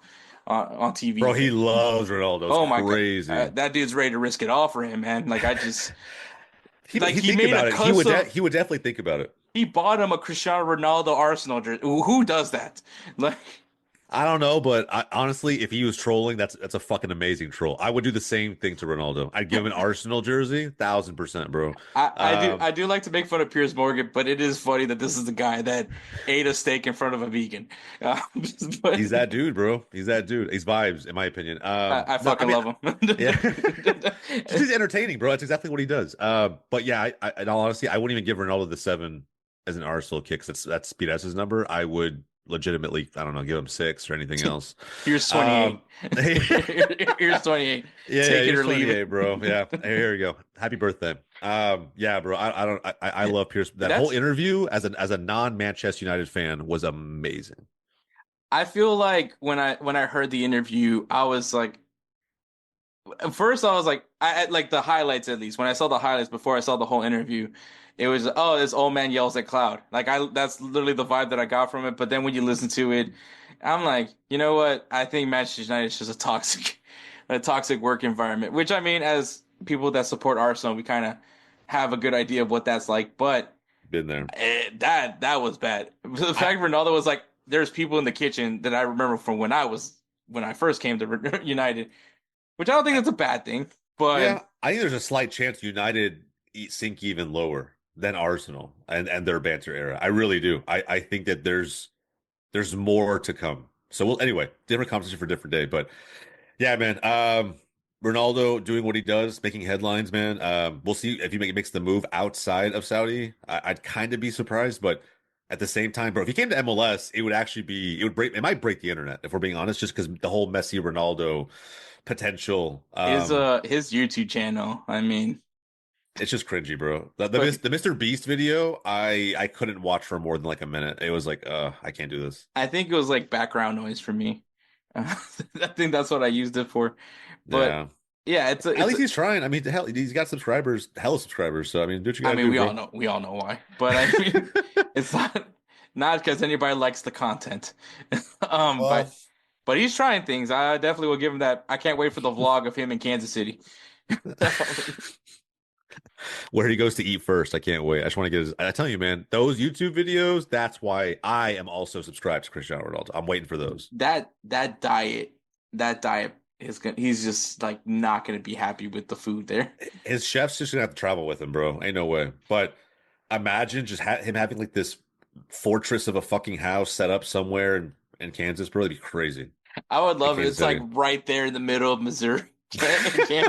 Like, It'd be crazy, bro. I'm telling you, man. It'd be so interesting to see him come to MLS. Whether it's sporting or not, like hell, it could be the LAFC, whatever. It would just be crazy to see that we have that potential in this league to run it back. yeah, man. And I mean, like especially if Ronaldo does go to a Western Conference team, like the insanity of a possible MLS Cup between Ronaldo and Messi, it's gonna sell out immediately. It's gonna be all like the Apple TV deal goes bye-bye essentially if that happens because they're gonna want this to be public access, as much eyes, all eyes on this because it's gonna be a huge one. Yeah, Or maybe Apple TV ends up getting even bigger. I don't know, we'll see. We'll but see. that's gonna be an interesting one. But man, Jose, it's always great to have you on, man, and talk football. It's always great to have you on. I'm gonna keep saying football, by the way, because everyone's so mad at me for calling it soccer. Um, Hey, bro, don't bend to that whim, man. You call it soccer. I mean, that one fucking show out of the Premier League calls it soccer now, right? Isn't that what it's called? It's called soccer. oh, it's called soccer, yeah. Yeah, With a bro. lot of If with the a lot of can do English it, people. yeah, if they can do it, bro, hell no. We should be more than comfortable. I just call it football my entire life. When I talk to casuals, though, like or just some of my friends who only watch maybe World Cups, maybe Champions League at most. I call it soccer just because like I don't want them to get confused. Well, the funniest thing is always because everyone's like, "Do you call it soccer or football?" I was like, "Actually, I call it football." Like, I mean, to be fair, I was like, "That's what I actually call it. I don't call it anything else." But also because most of the time I'm speaking Spanish. In my shitty Spanish, not good Spanish, but in my shitty Spanish, I call it football. Broken Spanish, hell yeah. Yeah, there you go. But yeah, man, Jose, always great to have you on. But before we end this, man, you need to talk about it, man. You dropped a big bomb for Golz TV, man. Mm. You wanna talk about it a little bit? Yeah, I have no problem talking about it now. I'll tease it a little bit. I mean, you guys have seen it. If you've seen it on Golz TV Twitter, please interact with it. We still need people to know that show is coming. But we have a brand new series coming to Golz TV called Unleashed. Eric Winalda, the legend himself, top 5 scorer for the U.S. men's national team, going to be hosting an exclusive series on our platform. So it's a huge announcement for us, just a growing startup, not really. I mean, we have a few big creators, some pretty big ones, don't get me wrong, but no one obviously of the status of someone like Eric Winalda, a former player, just has insights and a network of people both in the soccer space and outside of it too. I think he's gonna be bringing on more than a few guests that you may not even know were soccer fans, and getting their take on a lot of talking points that really aren't talked about as much as they should be. So I think it's gonna be a hard-hitting show. I think it's gonna be exciting for everybody to tune in. Probably controversial at times. If you know Eric, he doesn't shy away from controversial opinions. That's his thing. And we were very intentional with our naming of the show, Unleashed. This is going to be a side of Eric you guys haven't seen before. So I'm really, really excited. He and I have been strategizing on this show for months, and it's finally coming to fruition. So later, we haven't announced the date of the first episode just yet, but it's coming very soon. Later this month, January 2025, first episode of Unleashed. We'll have a trailer dropping for the show shortly. Keep an eye out for that. I can't wait, man. I'm all for it. bringing the bad boy of U.S. soccer. That's what I love to see, man. So obviously, I've been one of your biggest supporters, man. Golz TV has been an amazing collaboration, and I can't wait to see it grow even further. Obviously, I'm part of it. I'm part of your journey, but as well, I have some emotional investment into Golz TV now. I appreciate it, Hector. Seriously, man, it means a lot. That's to everybody who supports us, but in any means, you watch a video, you bring a video to the platform, whatever it may be. A lot of big things happen in 2025, so stay tuned. Yeah. But all right, segue into Liga MX because I just realized that's coming back. So, so there is that. So thank you, Jose. Thanks, man. Fight and win! All right. Thank you, Jose and Hafed, for coming on to do headlines and, talk about the whole Barcelona situation. Look, before we get to Liga MX, man, I'm just going to say this, man. As, obviously everyone knows I'm a Madrista. I support Real Madrid. That's been the club I've always supported for. But I do genuinely feel that La Liga doesn't excel if Barcelona isn't around. And so if Barcelona isn't at their best, it's hard to sell this league because then it does become a one-team league. And as much as I don't want to see Barcelona succeed and win titles and trophies and all that, it comes with the territory of why I love La Liga. It comes with it, the rivalries, the technical play it's a huge part of it. So yes, I want to see Barcelona do well. I don't not do well, but I want to see Barcelona still be able to go out there and compete. Like, once again, Batman and Joker, they need each other just as much as Real Madrid and Barcelona need each other. And just as much as La Liga needs these clubs to go around. There was an update. They did reject La Liga did once again reject Barcelona's attempt to register Dani Olmo and Pau Victor. We'll see what happens in the next coming days.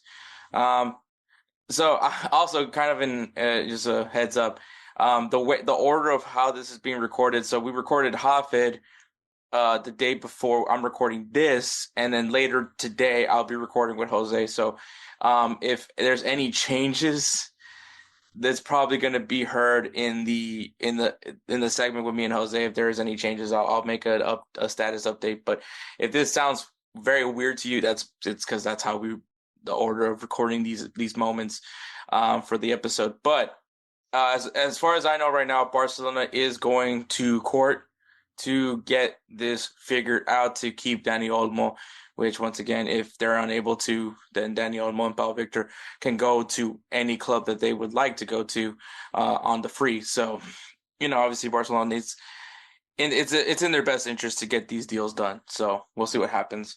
But like Hafed said, at the end of the day, Laporta does this. This is what he does. This is how he conducts business, and it's worked so far. So let's see what happens there. But all right, Liga MX, the Clausura kicks off this weekend. If you guys aren't familiar with Liga MX, hopefully you guys start trying to check them out, man. To me, it's a fun league. I know some people may have felt that Liga MX has kind of dipped in recent years, and it probably has, but it's still a league that I enjoy. I grew up watching this league because it was free to watch Liga MX games. But back then, because my family didn't have cable. Okay, so to explain that part, my family had cable at moments, but even at moments, we didn't have the channels to watch La Liga, watch the Premier League, Serie A, any of that. There'd be a one-off day where one of those matches would come on, and obviously Univision and Telemundo aren't gonna have those matches available till the Champions League final. Now, fast forward to now, you can watch Premier League matches on Telemundo.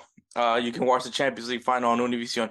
So you can watch the European game, and it's just one or two matches, I believe, from the Premier League. So whatever is available on public television, like US, and also on the cable network, like USA Network, whatever is available on that channel is the game that's going to be featured on Telemundo and Univision.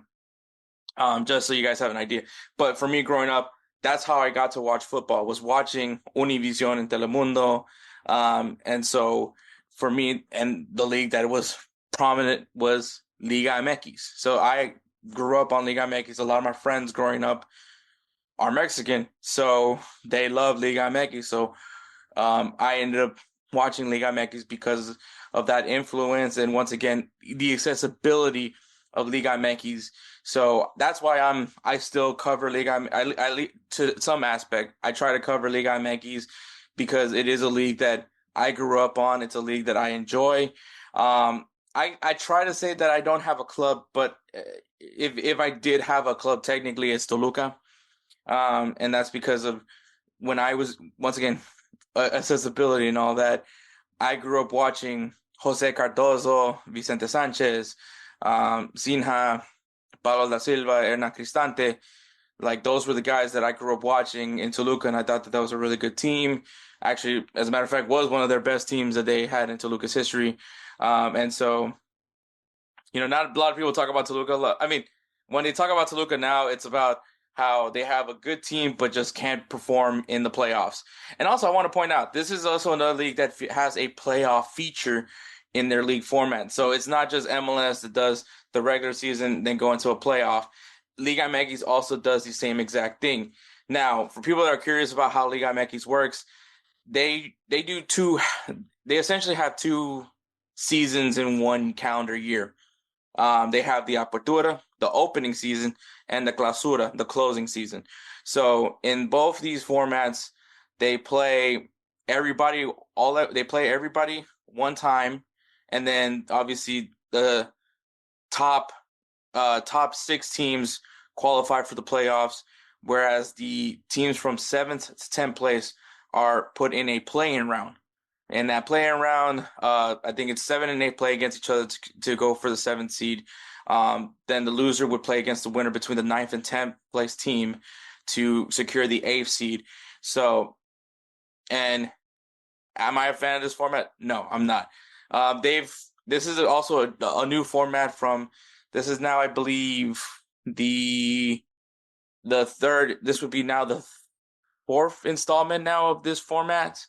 And honestly, I would say it is better from the reclassification, because that you had 12 teams qualify for the playoffs. So it's just 2 less teams technically that qualify for at least a postseason.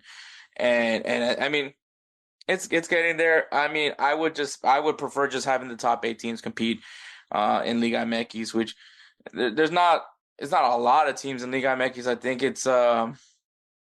think it's 18 teams in Liga MX. So, so I mean, 8 out of 10, it's a higher percentage, but it's not more than half. So I'm fine with that. So, but yeah. So if you guys aren't familiar, the teams that are in Liga MX is Club America, Atlas, Atlético San Luis, Cruz Azul, Chivas de Guadalajara, Juárez, Club León, Mazatlán, Monterrey, Necaxa, Pachuca, Puebla, Querétaro, Santos Laguna, Tijuana, Toluca, Tigres, and Pumas. Those are the teams. And yes, I'm gonna unfortunately say things in sort of in Spanish. So it's just the way it is. But those are the teams that are competing in Liga MX. There is no relegation in Liga MX as well. That was something that Liga MX moved on from. It kind of also their way of protecting certain assets in the league. Obviously, Club America, Chivas, if any situation were to happen that those teams get relegated, wouldn't be a good look, because they're 2 of their biggest clubs, as well as like any of the teams like Monterrey and Tigres are just, they're so big that it would be detrimental to the league if they were to get relegated. I don't know if that's the true reason behind it, but I do know for a fact that there is no promotion relegation anymore in Liga MX, which is kind of frustrating, especially when we're just not going to see certain teams anymore. Like, so Monarcas was obviously a very prominent club, but they were actually they just ended that club. I believe Mazatlan is actually technically Monarcas, but obviously they're in the city of Mazatlan. But Monarcas is technically back. It's not the same. Honestly, it's not. But Dorados was a team that I was familiar with when I was, growing up watching Liga MX. Veracruz is another team that I was familiar with. and they're all in that second division, and they're never going to be able to come back up to Liga MX. And Liga MX, they only promote one team up to Liga MX, so it's not like 3 teams go up or anything like that. It's just one team that moves up into promotion.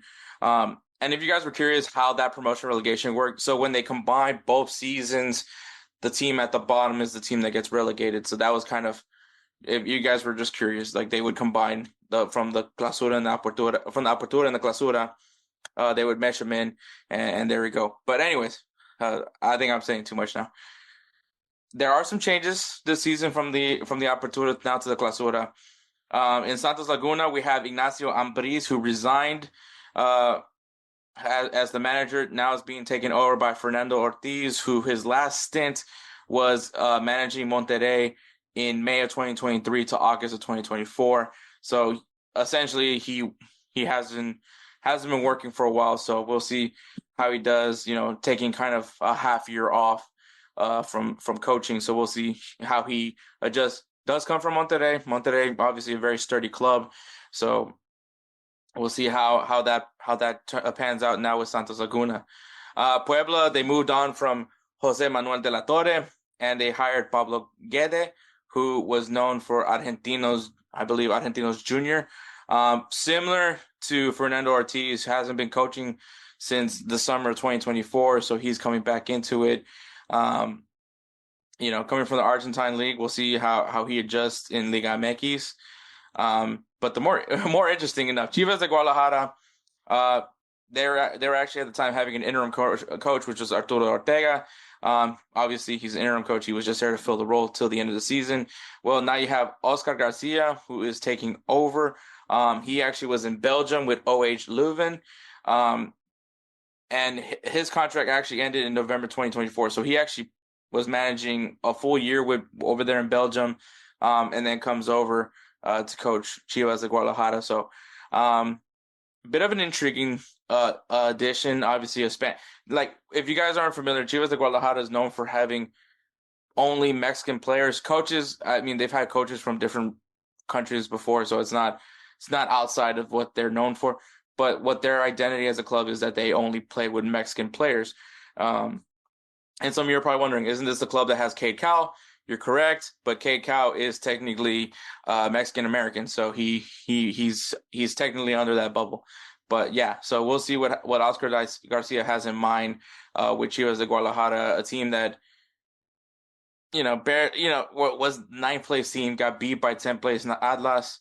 And I mean, we'll see what happens with Chivas de Guadalajara, but obviously there's hopes that trying to get this club back to its glory years of, and once again, they're one of the biggest historical clubs in Liga MX, so obviously there's pressure in that part.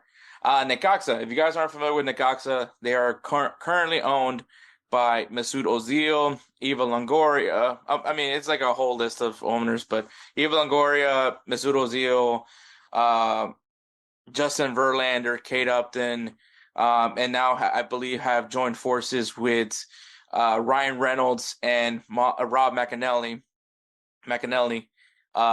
to try to get this club in a prime position to be on top of Liga MX at some point. Necaxa, the way I would explain them is they're just there. They're a pretty mid team. They do some good things. They do some bad things. But I mean, all in all, I think middle of the table is usually where you kind of see Necaxa. Could that change? I mean, we'll see what happens. We'll see if whatever Ryan Reynolds and Rob has been able to learn from their time from being over at Wrexham, can they bring that over to Necaxa and really kind of shake things up for Necaxa as far as like a marketing perspective? Obviously, with the marketing and sponsorship opportunities, could help bring in some money to go after players that could help impact Necaxa right away. But they are moving on from Luis Padilla, who was an interim coach. Coming in is Nicolas Larcamon, who his previous stint was with Cruzeiro in Brazil, and that was from December 2023 to April 2024. So he's had quite the break from coaching, but we'll see how he does with this Necaxa team, who, like I said, are trying to break into possibly even try to get in a play-in spot in Liga MX this year. We got Juarez, we got Salvador Valero, who is an interim coach as well, and are now filled in with Martin Varini, who also from Brazil with Atlético Paranaense, who he was relieved in September 2024. So had a brief break, and we'll see how he does taking his tactics into Juarez. Juarez, another one of those teams where, you know, it's kind of shocking to see them in the playoffs, but they're an interesting bunch. So we'll see how that turns out. Club Toluca, which obviously I mentioned, I kind of have a soft spot for them. They ended the contract of the Portuguese man Renato Paiva has ended. They are not going to re-sign him. They actually hired Antonio Mohamed. This guy is an interesting name, especially in Liga MX. His last role was actually with Pumas. Pumas obviously got eliminated by Monterrey in the playoffs, which I guess kind of where the interesting part of Antonio Mohamed. His big story was when he won the championship with Monterrey. Unfortunately, he lost his son in an accident, and he made a promise to his son that he would win Liga MX with Monterrey, and that they did end up winning Liga MX that season. So it was a really, like, you know, wholesome story, sad but wholesome story at the same time of him being able to do it. But since then, he has moved around from team to team, and I mean, it's not shocking. Liga MX, you'll see more often than not a lot of coaches go from one team to another, go from Monterrey to a Toluca, go from Club Leon to, you know, they move around, and it's just what happens in Liga MX. Toluca, once again, kind of going after a coach that does have Liga MX experience, knows how to win in Liga MX. I mean, Pumas, say what you want, but they, you know, made the playoffs last year. They just had to go up against a really tough opponent in Monterrey. So, I mean, you know, like similar to like Chivas and Guadalajara, Toluca is trying to get back to their era of dominance that they also had. And I think, you know, they've been doing this for a while now, but this is kind of, they've been more and more aggressive in recent years, you know, going after players like Marcelo Ruiz, trying to, you know, end up gaining Volpi, an interesting goalkeeper who also kicks penalty kicks as well. You know, got back Vega. You know, they're making a lot of aggressive moves to make this team competitive again in Liga MX, and they've been pretty close. They just can't get at for some reason when the lights are bright, they just have fallen apart every single time. So I think maybe bringing in someone that knows how to handle those situations, maybe not recently, but knows how to handle those situations, that could be beneficial to Toluca. Maybe they can get them back in a good zone, especially when we talk about, because, you know, Toluca is going to be in the discussion for the playoffs. I think that's not a crazy thing to say. I'm not saying we're in the playoff standings, but they'll be in a playoff discussion. So I think if Antonio Mohamed can keep this team hungry, especially when you're down 2-1 to Club America going into the second leg, trying to just win that game and move on to the next round. We'll see what happens with actually, it wasn't 2-1, it was a 2-0. But yeah, so we'll see what happens with Toluca. Maybe Antonio Mohamed is the guy. I mean, they have a pretty big signing, and I'll talk about that a little bit later. Querétaro, we got Mauro Gerg, who was sacked. They bring in Benjamin Mora from York United of the Canadian Premier League. So an interesting signing. His contract is up. He actually was left in December of last year. So he's coming in to take over Querétaro. And I think it's interesting because Benjamin Mora, I believe, was in discussion for Coach of the Year over there in the Canadian Premier League. So I think that this is I guess another way to test his legitimacy. Obviously, Canadian Premier League, some people may say is inferior league. Not, I've enjoyed it. I've watched a few Canadian Premier League matches, and I've honestly will say it's an enjoyable league. I like what I'm seeing from there. But yeah, Benjamin Mora. Can't tell you too much about York United specifically because if I do watch the Canadian Premier League, it's usually just to watch Calvary because I know the goalkeeper coach for Calvary. But aside from that, I don't know too much about York United. I believe actually I think that they came down to Houston to play a friendly. I think they did. I could be wrong on that, but I think that was the team. But yeah, so as far as me having any other idea about Benjamin Moore, besides that he was a candidate for Coach of the Year last year, can't really tell you much else. So I'm interested to see what he does with Querétaro. Querétaro, it's tough to sell people on Querétaro now. It really is, because of obviously, if you guys aren't familiar with, this is the team that had that riot that happened where they stormed onto the field, attacked a lot of, actually, as a matter of fact, Atlas fans, attacked a lot of Atlas fans, and it was pretty graphic. It was not easy on the eyes to see all that, but Liga MX obviously banned fans for a while in the stadium, banned them from playoff contention. So it's been quite a stain on Querétaro, and they're trying to move away from what happened in that incident, but it's always going to be remembered for sure. So we'll see if Benjamin Moore can help with the growth of Querétaro and in hopes of maybe being able to just see that as just a blimp in their history, in their club's history. But we'll probably going to be a long time before that ever happens.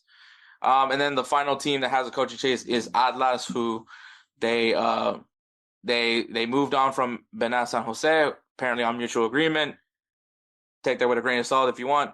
But they have now hired Gonzalo Pineda, who was the manager of Atlanta United from 2021 to the summer of 2024. He was sacked. Atlanta United kind of had a rough year this past season. A year where, they moved on from, Thiago Almada, Yakamakis, a year, but basically a season where everyone thought that Atlanta United basically was calling it a year, and but Atlanta United after that moves on to go to the MLS playoffs. They win the wild card game, and then they go in and upset Inter Miami to move on to the next round, which then they got eliminated. But still, a year where you fire your coach, you move on from your designated players, and they actually perform better.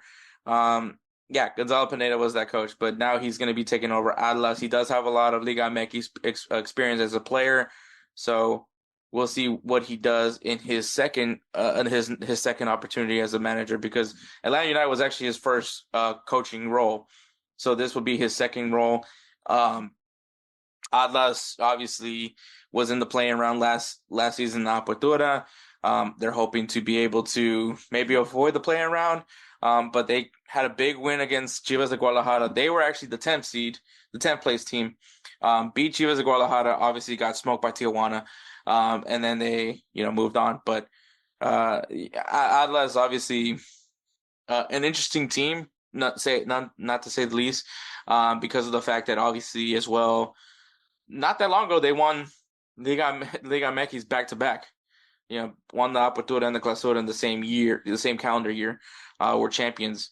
And obviously the other story was that they were the team that was also involved with the Querétaro incident in recent years. But it's going to be interesting on how Gonzalo Pineda keeps his team and tries to elevate them to the next level, and see what he does with the resources that Atlas has versus kind of the limitations that you have with MLS. We'll see what he does there. Like I said, he's very familiar with Liga MX, and so that's going to be the interesting part for Gonzalo Pineda. Now, the storylines, obviously, Club America 4P, right? That's going to be the question. America so far they won the Apertura and the Clausura of last season. They just won the Apertura.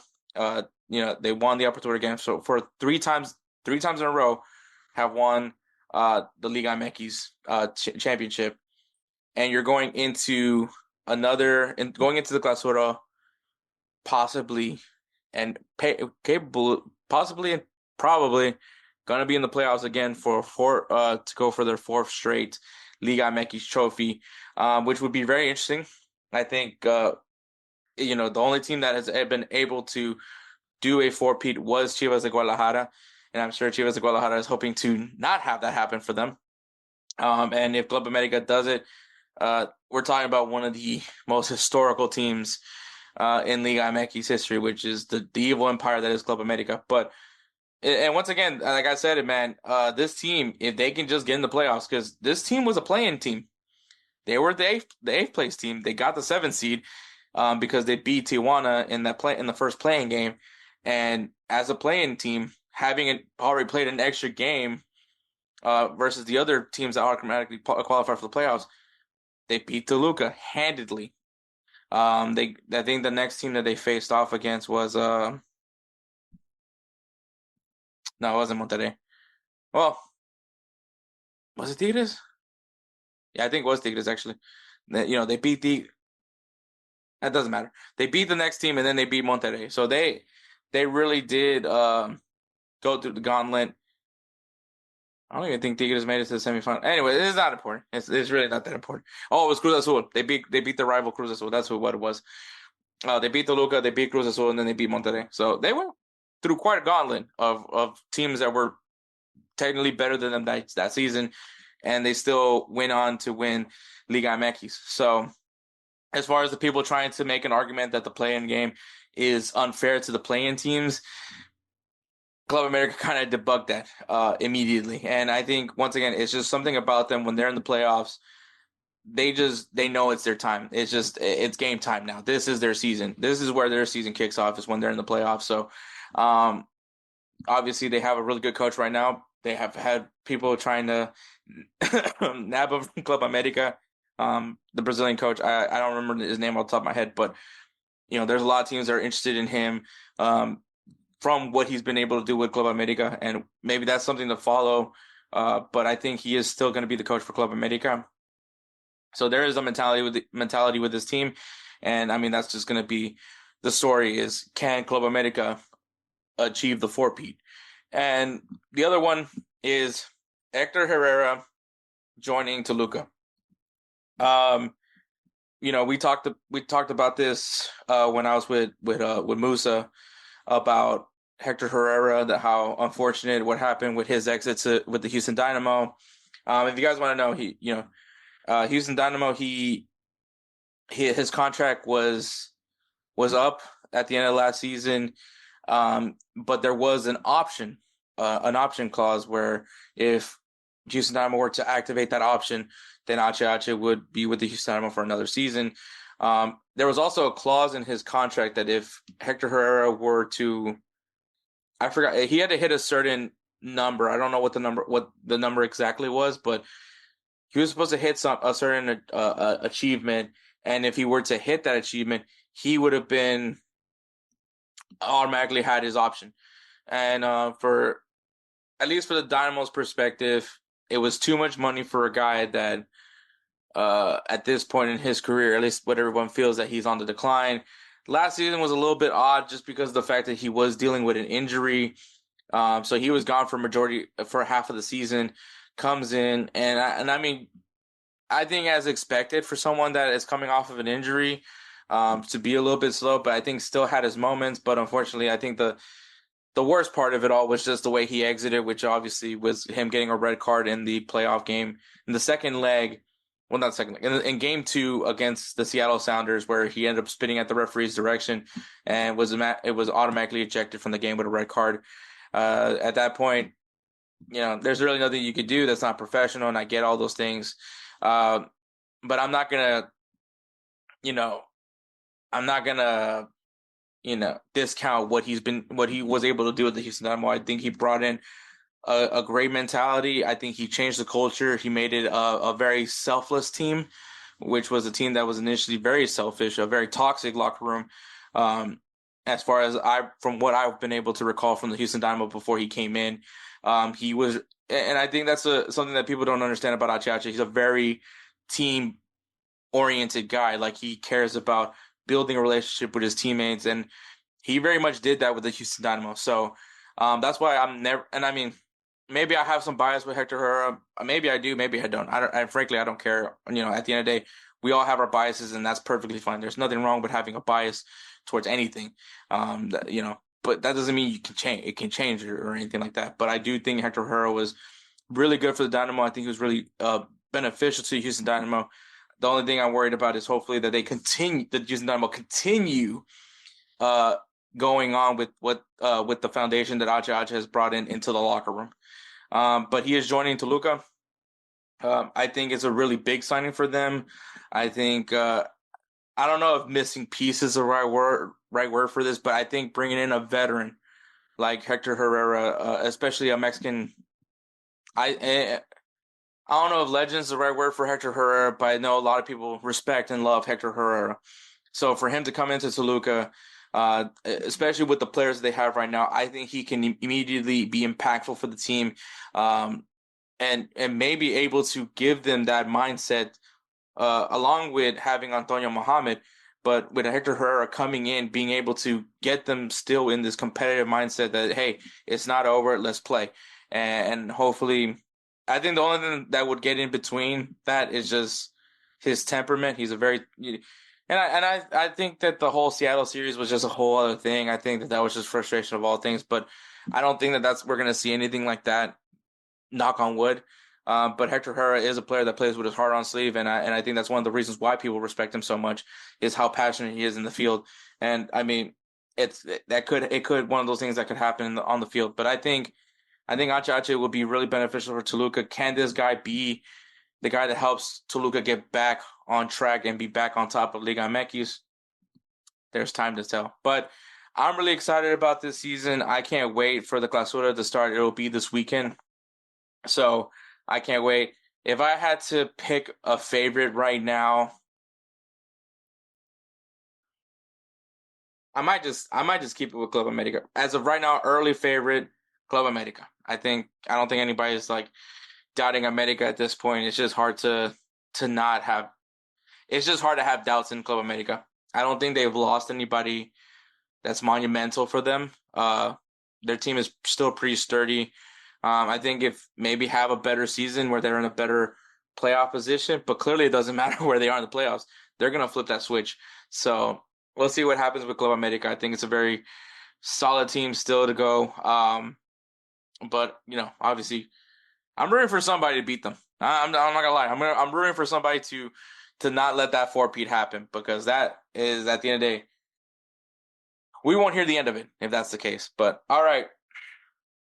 That is Liga MX. We're going to go ahead and segue into Players of the Week. Hey everyone, it's Ryan from No Credentials Required to talk to you about one of our newest partners at BellyUpSports, SeatGeek. Yeah, live sports is great on television, but the feeling of being at the arena is a priceless experience. That's why our friends at SeatGeek are there to help you find the best tickets at the best prices. Not only can you get tickets to sporting events, but you can also get tickets to concerts, comedy shows, musicals, and more. Search for your desired event now at SeatGeek.com, enter promo code BellyUpSports at checkout, and you save $20 off your first purchase. SeatGeek. Life's an event. We have the tickets. All right, guys. Yeah, Liga MX, man. Can't wait for that season. Can't wait for this weekend to kick off Liga MX. Like I said, it has a true soft spot for me. It is a big part of my upbringing when it comes to this game, being that it was free to watch. But Players of the Week is brought to you by SeatGeek. SeatGeek is an amazing ticketing site app where it has tickets for all live events, as far as sport events, theaters, live shows like concerts, comedy shows. It has a lot to offer. If it's live, it's definitely going to be there on SeatGeek. If you guys want to know a little bit more about it, it has a very easy grading system. It's a color system. If it's red, that means do not buy those tickets, those seats for that price. It's not a good deal. Keep checking on the app. You're going to find a better deal. And if it's green, that means the seats are perfect. The price is perfect. Go ahead and buy these tickets. So I love the simplicity. I actually use SeatGeek pretty frequently. I love its accessibility, and the fact that I also have a good idea of where I'm getting my seats at. And if I know that I'm getting the best deal out of it, it helps out so much. But for you guys, you listeners right now, if this is your first time ever using SeatGeek, if you guys use the code BellyUpSports, you will save $20 off your first purchase. Once again, use the code BellyUpSports, and you'll save $20 off your first purchase at SeatGeek.com. SeatGeek, life's an event. We have the tickets. So my player of the week is Jude Bellingham, who scored a goal and assist, redeeming himself for missing a penalty in Real Madrid's 2-1 victory against Valencia. So from the depth, I know a lot of people are going to say some things about how Real Madrid won against Valencia, especially when they were down for quite some time and then able to get back in the final minutes. But hey, beggars can't be choosers, right? But yeah, Jude Bellingham, solid performance. And Edwards player of the week is Erling Haaland, who scored 2 goals in Manchester City's 4-1 victory against West Ham United. So solid performance from Erling Haaland, and obviously that's what you want to see kicking off 2025, especially if you're a Man City fan that has quite the work ahead of them to get back in the good graces in the Premier League. So there's that. So congratulations to Jude Bellingham and Erling Haaland for being our players of the week. Remember, guys, each of these players of the week will already have a vote for each other. If you guys want to give them an extra vote at near the end of the year episode, we're going to have them all available so you guys can vote for them and give them an extra vote to be announced the 2025 Roosevelt Spencer's Player of the Year award. So be on the lookout for that and prepare yourselves. So I can't wait. So once again, congratulations to Jude Bellingham and Erling Haaland. Save $20 off your first purchase at SeatGeek using the code BellyUpSports at checkout. Games to watch this weekend, man. We got Liga MX. It's kicking off, so go ahead and get ready. Maybe find your club in this first week of Liga MX action in the Clausura 2025. Liga 1, we got Brest versus Lyon and Stade Rennes versus Marseille. So interesting matchups over there. Bundesliga, we got Borussia Dortmund taking on Bayer Leverkusen and Borussia Mönchengladbach taking on Bayern Munich. We'll see how Leverkusen and Munich kicks off their second half of the season. Are they going to finish strong? And Serie A, we got Torino versus Juventus. An interesting little derby. Juventus obviously eliminated in the semifinal of the Supercoppa Italia. We'll see how they respond to it against their crosstown rivals of Torino. And Bologna versus Roma, another interesting clash as well. In La Liga, we got the Spanish Super Cup final. Maybe it's an El Clasico, maybe it's not, but be ready for that. I don't know. The semifinals hasn't happened yet. And then Sevilla versus Valencia. So talk about a get-right game for these two teams. So we'll see how that pans out over there in La Liga. In the English Premier League, we do have the FA Cup going on. So a lot of FA Cup matches, a lot of smaller teams versus a big Premier League team. But we are going to have Arsenal versus Manchester United. So that will be a juicy matchup for the FA Cup. And I know those aren't all the games that are happening this weekend, but if you guys need a good beginner's guide, I think we gave you some good matches to go ahead and check out. Also, check out the FA Cup, man. You're going to see some great atmospheres, so definitely check that out, man. Maybe you find your club is not necessarily in the Premier League. Just pointing that out, man. But all right, so we're going to take a break, and then we'll go to our top 5 draft the year 2024.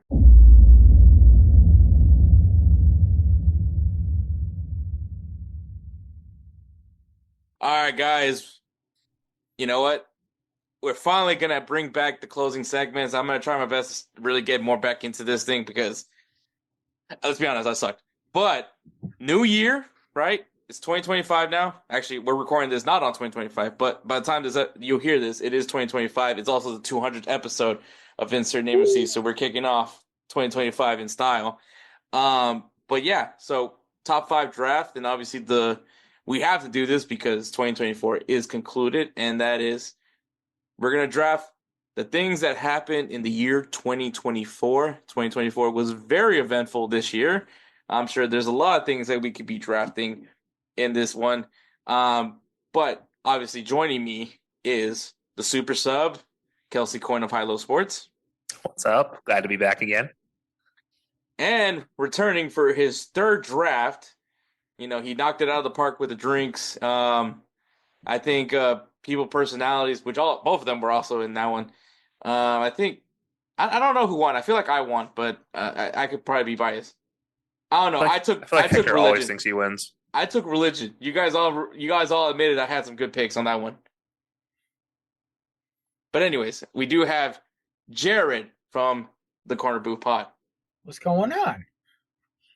So always my two favorite people from BellyUpSports. I always like to have these guys on, and obviously Jared's a little bit trickier because he does not like the football. No. Let's correct this for the 15th damn time. I enjoy the game of football, or as most normal people call it, soccer.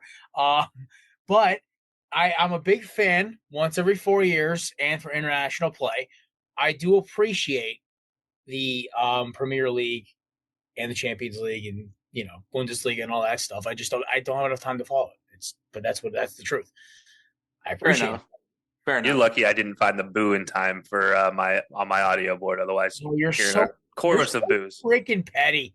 100%. Him and that sound bar, bro. Hey, you got to does liven it it on up my somehow. show too, which makes it even worse. You got to shut up somehow. But yes, so here is the draft order. We're gonna kick things off with Jared, followed by me, and then Kelcey gets the last pick. But obviously, it is a snake order draft, so that means Kelcey gets 2 back-to-back picks. Yes. And I will play spoiler in case I ruin some people's picks. But Jared, you do have the first pick, so let's hear what the number 1 pick is. All right. Go start off with a viral meme. This girl's probably going to jail in 2025. That's why her thinks that hawk to spit on that thing. Haley Welch, the viral sensation from making a joke on the street to a random vlogger, who she then tried to sue, I believe, or something along that line. Then got in with Better, Jake Paul's media company, and then released a meme coin, which they tried to stock dump or whatever the hell the term is for it. And now she's probably going to jail. So yeah, that was my number 1 pick. To me, it's insane that this girl, the Hawk Tuah girl, Haley Welch. I don't know why we keep calling her the Hawk Tuah girl, even though that's literally what she got famous off of. But this is like her moment was essentially what multiple people try to go for, right? In these, because the guys that have these YouTube channels where they go out to the streets, everybody's drunk, and they just want to catch somebody say something outrageous. And this girl talked about blowjobs, or at least how to perform a blowjob. And Luck 2000. And all of a sudden, she became an overnight celebrity. Which I don't think we could be using celebrity anymore. I think we're too loose with that word. I think we're beyond celebrity with her now at this point. It's kind of a plague at this point. Yeah, this today, as of today, yes, beyond celebrity. But originally, I agree, not a celebrity. I mean, she's up there with the Fire Fist kid. I think at this point, it's terrifying. Which I mean, if you want to think about it, I mean, they did steal money from people. So I mean, yeah, maybe she sees Mike the Situation in jail too. So those two were in the same prison, by the way. The Fire Fest guy and Mike the Situation. Yeah, that I is forgot just about absolutely wild to me. Also, it was a white collar prison. It wasn't like it's not prison. It's not prison. That's a luxury resort. It's a Christian day camp. Like it's almost like better prison was freaking Pablo Escobar's prison. So like, if anybody wants to have some sense on that. I watched a documentary once about like white collar prison, and it's like, dude, it's basically like it's like a limited like access sleepaway adult camp where you don't have to pay rent or anything like that. You get all these nice courses, classes, access to media, all this stuff, and I'm like, it's growing up in the 90s. Sounds like the Air Force. Yeah. It's 100% the Chair Force. 100% right, Hector. Bro, they had maid services, bro. The only difference is that you don't get to play with their phone as much in the Air Force. I mean, more than what I had to go through. I don't even think you guys got phones in the Marines to what, 2000? They didn't get phones until he got out. Let's be honest. I mean, we were using crayons, remember? All right, but my pick, and I think Hawk 2 is a very solid pick, but this is what really kicked off 2024, and that is the Cat Williams interview with Shannon Sharp. Williams. When he Hey, he started, and I'm sure we're gonna like the fallout from that interview. I'm sure there's gonna be some things mentioned from that, but yeah, Cat Williams just puts it all out there with Shannon Sharp, and I mean Shannon Sharp. I will say also his podcast is actually pretty enjoyable. Lot of good a lot of good moments with his show. Nothing is cooler than just hanging out and sipping on some cognac with the guy that said skip. So I mean, Yep. so yeah, Cat Williams. That was gonna be my number one pick. I think Hawk 2 is a very solid pick, but Cat Williams is that interview, and also a lot of memes came from that interview as well. So I'm actually kind of jealous because you guys both took the top 2 in my list. I didn't expect anything different because those seem to be the top 2. So yeah, damn, I missed out. All right, I'll rip the Band-Aid off. I got a double pick. So let's go with the Caitlin Clark, Angel Reese dramedy. Damn it. It's drama, comedy. Which one is it? We'll never know. Add in Cheryl Swoops into that conversation. You want to just say Caitlin Clark hate, or you want Caitlin Clark versus? No, we'll just call it Caitlin Clark dramedy because we don't know which way it's going. It's drama, it's comedy. She got named Time of the Year or Times Athlete of the Year this year. So yeah, we I don't know anymore what to expect of it. But she's a great athlete. She's done a lot for women's sports, but she's not the only one. There's no doubt about that. But at the same time, she is the highlight reel of the WNBA. You got to give her that respect. Is kind of the central pulling force behind why. I mean, there's a reason they picked her. Well, I'll be honest. I think combining everybody into it, combine all the drama that you saw is making more people talk about it, making more people watch it just to see if Angel Reese was any good. So to be fair to Angel Reese, to be fair to her, she did have some responsibility to this. But yeah, she led the league in rebounds to herself. Off of her own misses. second chance rebounds off her own misses. Yeah, absolutely. Bro, that looked like me when I was playing horse and I kept pretending like the rebound was intentional. Yeah. And then one more. Hold on, still haven't touched the ground, guys. Yeah. That's exactly what I felt.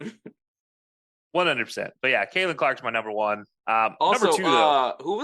Who was it that said that the athlete of the year should be the WNBA? Oh, they're still under.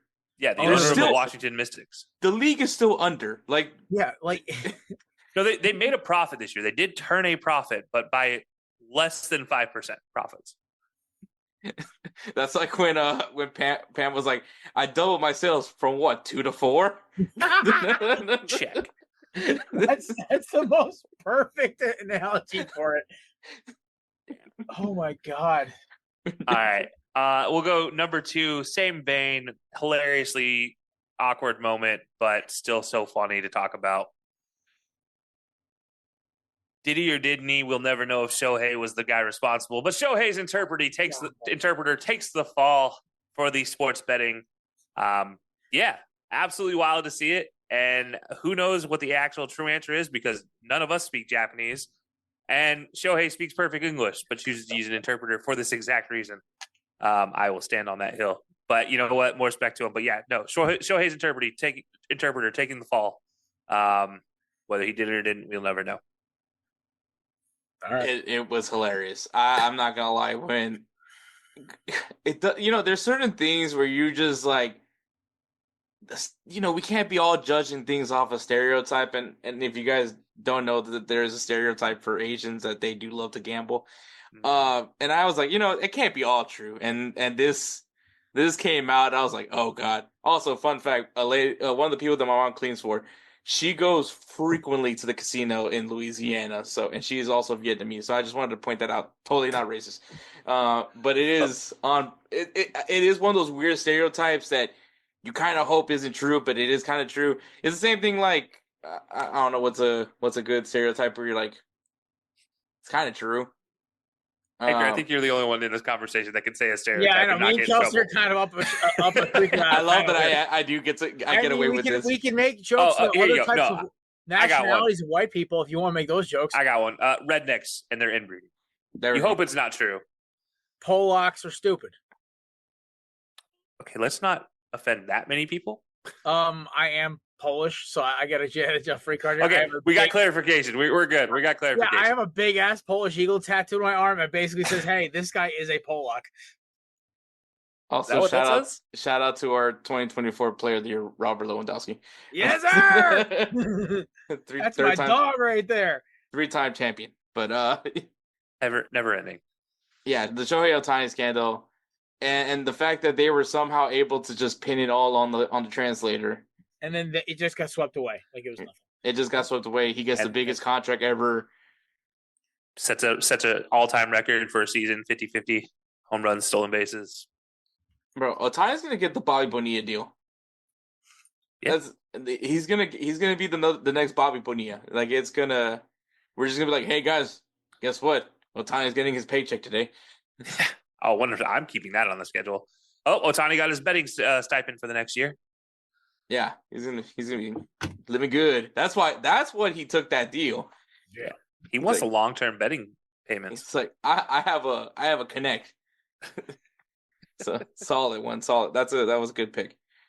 Dang man, like the Ohtani one took me by surprise. I wasn't expecting that one.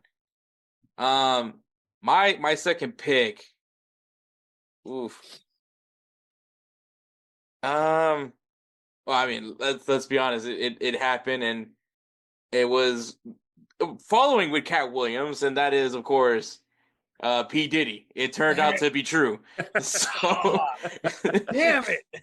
I was hoping Hector took something out. I'm like, oh God, don't say it, bro. The fact that they went into his home and found bottles on bottles of lube, gallons of lube.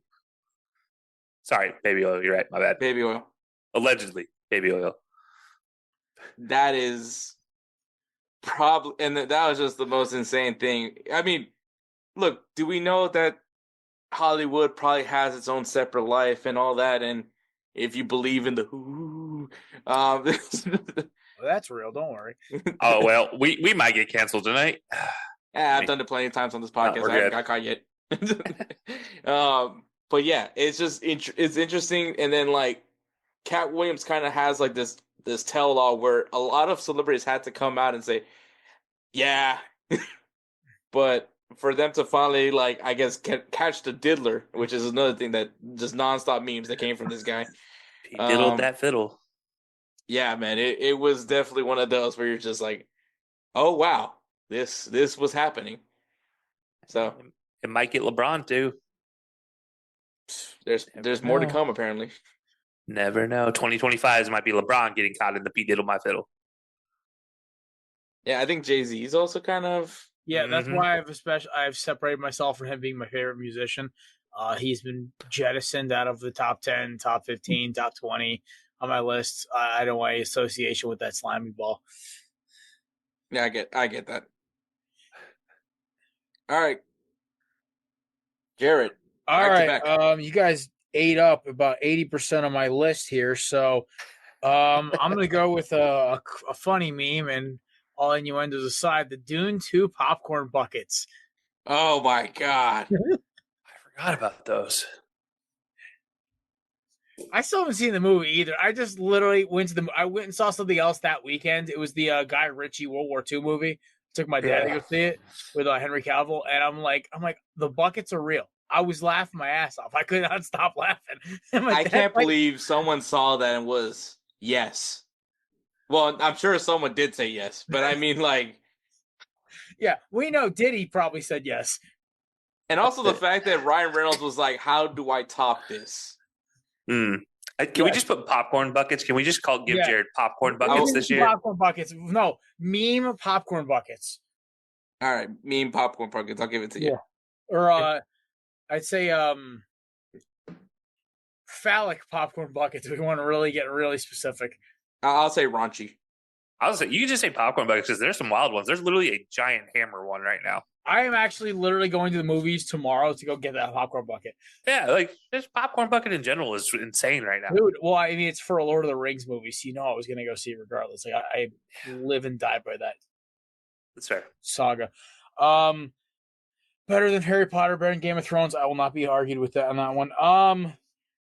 My next one is Ray Gun from the Olympics. Oh my God. Like, literally the worst dancing routine I've ever seen. The fact that somebody did it as a touchdown celebration this year was the cap of it. And also then all the scandal that comes afterward, how she like paid her, or like she was married to the judge who let her through to the Olympics, or she paid somebody off. Like all the and they even made fun of it on like Jimmy Fallon. I'm like, this is perfect. It was an SNL skit. Yeah. Countless people dressed up as her for Halloween. I think they actually went to conventions dressed as her. No, it's my favorite thing about all this is that like somewhere somebody told her this was a good dance routine. Well, it's Australia. I mean, do they really know how to break dance? I mean, the others did. Somebody also told the Olympic Committee this was a great idea. At all. Well, because who was the host? France, right? Paris. They wanted artsy dance routine. So they picked break dancing for their sport. So France is literally the home to the world breakdance competition, which is actually an insane competition. Well, yeah, no, I've seen that doesn't look as bad as that. Insane stuff, man. Yeah. This reminded me like the NBA when they didn't allow pro players to go play. Yeah. Like it was just like high school and young college kids. That's how that's how the Olympics breakdancing reminded me. I think if you had Ray Gun out there, you could have just sent out Napoleon Dynamite and we would still win. Winning a landslide. You leave Nick Foles out of this. Wow. I'd send Pedro at least. Yeah. Just so we can stand there and say with a sign that says vote for Pedro. Ah man, what a movie. Napoleon Dynamite. You guys don't know. You guys should watch Uncle Rico. Heck, we could have sent Uncle Rico out there, and he could have thrown a football over a mountain. Over them mountains, bro. Over them mountains. You want to see me do it again? All right. All right. I'm gonna pick something that was very disappointing, but I watched it. Yes, I admit I've watched it. I actually said it in the podcast too. Madam Web. That movie happened. I watched it. I am ashamed to admit it. Yes, I watched it because Sydney Sweeney was in it. Don't shame me for that one. No shame, sir. No shame. Yes, the movie was very terrible. It was very comical. Not on purpose. And yeah, it was one of those where let's forget this ever happened, but this did happen, and a lot of the actresses that were in this movie unfortunately want to forget that happened. So I just don't want to forget about the actresses that were in the movie. Sorry, I'll take myself to jail. But yeah, Madam Web was up there, and like I was laughing a lot in the theater, and I wasn't the only one that was laughing in that theater. That movie is why I don't go to the movie theaters to watch movies right now. Yeah, like it's gonna have to take an impressive movie to get me back in the theater. Also, the worst thing that sucked, what sucked even more. I mean, the movie sucked in general, but they never got their powers. So like, you watch this movie like, I wonder when they get their spider powers. They never get it. They never get it at all. So that was also, and they promote the movie with them in these spider suits. So you're like, oh man, this is gonna be interesting how they get their powers, and they never get their powers in the movie. Never once do you see them in a suit unless it's a flashback. So yeah, that's fair. That's a good one though. I despise that movie with the passion. But you know what else I don't despise is College Football 25. That's my pick. College Football 25 after 10 long excruciating years is back. Made me happy. Made me relive the glory days of taking UAB to a national championship game. It was great. Great moment. Great feeling, great happiness that came with that game coming back out. Oh, so, yeah. Are you guys still doing some saves? I just want to know because some people have been straight out clowning that the game is trash. Oh, I'm still playing. Me and my buddies are still doing a dynasty. I just won the league championship like literally an hour and a half ago. Yeah, people who are bugging out about the game, they're trying to play Ultimate Team. Yeah, they're trying to play Ultimate Team in college football. That is not what you play in College Football 25. You do not play Ultimate Team and have fun. You play Ultimate Team and get disappointed with life. Because there are broken cards, because there are broken players in college football. Like Lamar Jackson in college was broken if he was in a video game. Cam Newton. Cam Newton, another one. You could go down the list. Barry Sanders, Derrick Henry. I could keep rolling this out, but it's it's about the actual style of the game and stuff. Like literally, I had a blast. I just won we're in our third year of our dynasty. I just won. I'm ecstatic to go on and play again. Yeah, I maxed out one dynasty already, and now I'm starting a new one. I got Arizona up to a 5-star in 3 years. UAB was a 7-time national championship winner, so stop after that point. I created Eddie Pleasant as a defensive coordinator. He is now the head coach of Rice University, and we're trying to rebuild that program. So it's see. And because I did that, I made him a defensive coordinator. So for me to finally learn how to play defense on NCAA football, that was the hardest part, honestly. That game in defense. Oh, it was so hard to defend. Yeah, but all right. So I had one fun for the picks. Now I'm going to go back to my meme pick. I'm going to say D Wade statue, or is it a Shaq statue? We'll never know. They basically got the guy that did the Ronaldo statue. 100%. Yeah. Which, by the way, they recently replaced the Ronaldo statue, so I'm just waiting for them to replace the head for Dwayne Wade as well. Oh, that guy was so offended. They interviewed him about the Ronaldo statue. So like he was like, I thought I did a good job, and you just keep looking at the statue. You're like, you sure? Sure about that? Yep. It was awful. God awful. Hmm. Dwayne Wade looks like Shaq mixed with I don't know who. Yeah. Tyrese from the Fast and Furious movies. Like I really don't know what else to say. It's like that was just the worst likeness of a pro athlete I've ever seen. Yeah, that's a good one. Speaking of likeliness of a pro athlete, the Aaron Hernandez my series on FX. I've Also, probably about that. the worst case of worst showing of athleticism as well. The Tim Aaron Tebow. Hernandez sprint. What about Tim Tebow's throwing motion? It's worse than his actual throwing motion. I like how they just said, "Hey, just be a straight up frat boy for Gronk." Fun fact: that guy actually, him and Gronk actually know each other. They're friends. The guy who played Gronk. That's why he was able to replicate Gronk. That was literally the best part of the show. Everything else was terrible. Or Bill Belichick jamming out to Bon Jovi. Yeah, those two guys. I think their acting was great. The rest of that series, I did not realize that was Urban Meyer. Like the whole time, I was like, he's not creepy enough to be Urban Meyer. It's like this guy has to be like an AD or something. Like you can't. There's no way this is Urban Meyer. And it was Urban Meyer, and I was like, well, Jared, remember, Urban at Florida was not that creepy. He didn't get creepy till first retirement going into Ohio State. Chop house. But yeah, that show, I still need to finish it, but I don't know if I want to either though. That's like where I'm at. So I'm not finishing it. All right, Jared. Your All two right. picks. All right. That's 2 picks. I don't know if you guys remember this, but the celebrity unfollow trend that started with that one girl who used to date Matt Khalil, let him eat cake. That meme from like it was the Met Gala, where like the girl said let him eat cake, and it like it was in the middle of the economy tanking, and there was like a mass unfollowing spree on TikTok or whatever. I don't know if you guys remember that one, but if you guys don't, I have a backup. It was the I remember the let him eat cake because it's a nod to the French Revolution. I know it's a nod to Marie Antoinette. Yep. But that one didn't take as well, so I'm gonna go with my backup for that one because I have 2 good ones for my last 2. So I'm gonna go with demure. That word needs to die. Die with 2024. God, have I heard there was one guy at my work, at my old job, who said demure, and I almost chucked a stapler at him. Huh. I do think demure was probably the worst phrase I had to hear from my niece. So classy, so demure. Yeah. Ugh. All right, and then my last one is because I'm not doing the let me cake. That one kind of flunked. Flag planting. Oh, why do we have to go with flag planting of all things?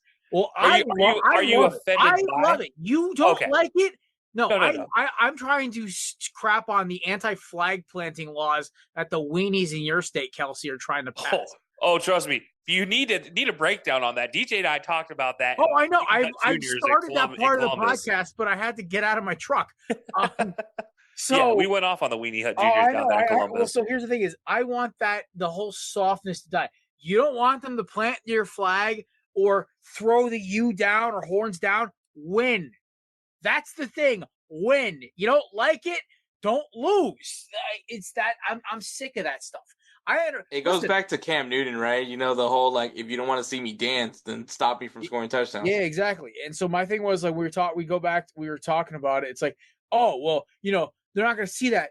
Well, y'all got your butt kicked up and down the field. Like Ohio State's all mad, and then some random Ohio State cop pepper sprays a bunch of players because Ohio State sucks. He's a baby. Yeah.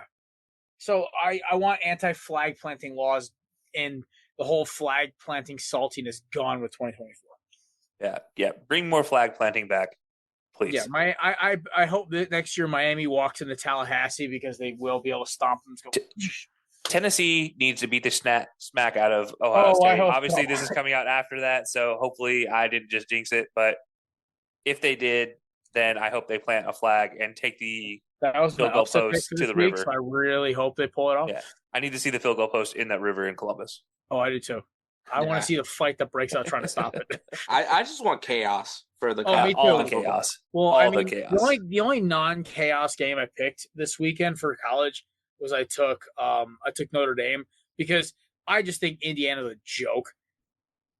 I thoroughly think they're a joke. I think I went on a rant, I think on our Monday show 2 weeks ago when the football got announced, the playoff. And I said, I understand why my Hurricanes didn't make the playoffs, but you cannot tell me that Alabama and Miami are not better than Clemson or better than Indiana. But I will let that go because they got in on technicalities, which I understand. But I was like, I'm like, Indiana's a joke. They played an easy schedule. The one hard game they played, they got thumped by a okay Ohio State team with a $50 million roster. But they are struggling with Notre Dame right now too. So in the spirit of that, I was like, I despise the Fighting Irish, but they need to do God's work tonight and knock Indiana through the freaking goalpost.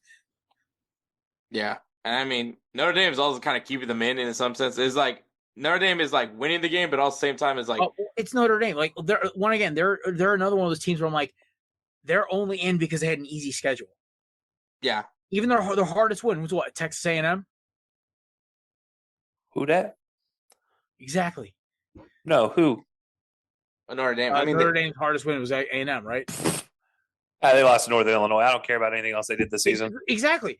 Like the unbalanced. And this is also the only thing. Can we have a bonus one? Can the CFB committee's opinion die in 2024?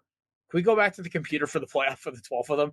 Because I'm sorry, I do not understand half of like the selection. I think the CFB committee can literally go choke on a chicken bone. I don't know. I wasn't really that mad at the teams that were selected for the playoff. I mean, I think that they screwed up by putting Indiana in there. I think Indiana doesn't I'm sure if you ask Spencer would probably be pissed off well, he's probably not mad, but he probably would love seen Alabama in this thing. But Kevin was the only Alabama fan I knew who actually did not want them in the playoff because they would have gotten killed. Yeah. Look, Indiana, second best Big Ten team this year. Fair enough. All right. But the drop. Third best. No, actually, second best by record Big Ten team. Completely fair enough. My last pick is the Turkish shooter in the Olympics. That guy was the most nonchalant guy I've ever seen, and I loved every bit of it. And that was awesome. That was awesome. It was awesome. He's the definition of rolling off my couch to go do this, and I loved it. I love how like his choice of apparel. Because, I mean, I think everybody that was in that had, like, some sort of, like tech. Protective equipment and tech and, like, state-of-the-art shield. Yeah, this guy was just straight up, like, here's my shooting goggles. I'm wearing these sweatpants because these are comfortable sweatpants. I don't want a shirt that's too tight. Just give me, like, a size bigger than what I normally wear. And just some comfortable sneakers. And some sweats and some dad shoes. I got this. I mean, to be fair, as somebody who does like shooting sports occasionally, comfort is a big thing. I don't get like all the tech around it. You still got to aim down the sight, man. Well, in that sport, I get it because we're using super hyper light, different type of equipment than normal shooting. So I get the idea that you need to have a little more tech, but I don't care. I want more guys wearing regular glasses with the little Olympics, side shields. isn't it just like airsoft rifles and pistols? It's No, not actually. No. They're low fill. Yeah, bullets. it's like 22 caliber or whatever. It's like it's a pellet gun, right? I mean, essentially. No, it's a 22. It's like a 22 caliber. Oh, it's just a low fill 22 caliber, so it doesn't leave as high speed. So my cousin, she's actually in the Olympic trials right now to be on the U.S. Paralympic biathlon team. So they have to use air rifles, which is sick. Because I fired one of those. They're insane. Because it's literally like a miniature mini ball fired out of an air gun. It's crazy. But because I know she's up in I think Montana training for the Olympic trials right now. So yeah, that's where they have them. It's crazy. We're not that far away from the next Olympics. Now that I think about it. But yeah, no, it was cool. And also like when you're mentioning like the people that go out to open, I guess an open field to go shoot, and they're like rocking the Kevlar and the like the flax and all that, and like I'm like, dude, we're not in Iraq, bro. You can. Who is that? It's okay. Jared's got his camo ready, so he's ready to go right now. As is, no As Kevlar a needed. certified card carrying redneck, I will say I do not wear a actual full on kit.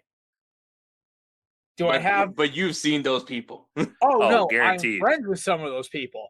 Yep. I have a decent kit. I don't wear it to go shooting. There's no point. You're waiting for the when the militia's needed. Yo, I was gonna say, what is the point then, sir? The point is, when society collapses, I'll be ready. Jared's out here pulling an ultimate cosplay every year, not telling us is what it is. Dude, when I go up to go shoot at the I don't want to see your army surplus store purchases. Dude, I literally go up in literally like a camo shirt, like cargo pants, hiking boots, and some kind of like harness carrier, like just so I don't have to carry everything in a backpack. Fair enough. I'll believe you. I'll believe you. Yeah, I'm sorry, buddy. He's got like a med kit, just. Oh yeah, he's 100%. My buddy who's actually about to go into special forces selection. He actually has that on his kit. Yeah. I mean, it's kind of it sounds dumb, but a med kit actually is pretty. Dude, a med kit. Always carry a first aid kit in the back of the car. I think I just bought one for my back of my truck to put in my survival box. Yeah, I have one in the back of my car too, so I get it. All right, Kelcey, bring it home. This sucks because I have two. I want to play with, but I don't know which one to go. But you know what? This is insert name FC, meaning it is football related in all ways, shape, or form. That's in this episode. So I'm going to stick with a football related commentary. Real Madrid boycotting literally every award show this year because of Vinicius Jr. It was the Ballon d'Or. It was not. They got Vinny got FIFA Player of the Year. He deserved the FIFA Player of the Year. He deserved the Ballon d'Or. But you know what? I still enjoy Real Madrid's pettiness on every single moment of that because it was the most beautiful thing ever. Well deserved. Fair enough. I was going to go. The total eclipse of the sun was the other option. Oh, okay. Oh, I forgot about Mu Dang. Yeah, Mu Dang was a thing. Also, Pesto the Penguin. Oh yeah, Pesto the Penguin. Yeah, there was a lot of memes. Yeah. Memes had a high rate this year. Yeah, there was a lot of memeable content. I mean, listen, our soon to be former vice president was the queen of memes this year. I swear. My favorite is her ever changing accents, but that is still my favorite joke of all time. No, listen, she's a politician. I'm not playing sides of the aisle here. The fact of the matter is, 4 different appearances, 4 different accents. I thought it was hilarious.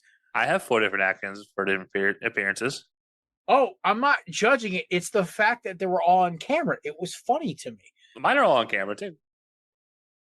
Mine only switches from like full on. We have levels of popularity is the difference here, and there's millions in that level. I'm just saying it was definitely funny. But what I'm saying, also, the death of sneaker reselling is a bonus one. God, thank God. 10 out of 10 needed to happen. I hate resellers so much.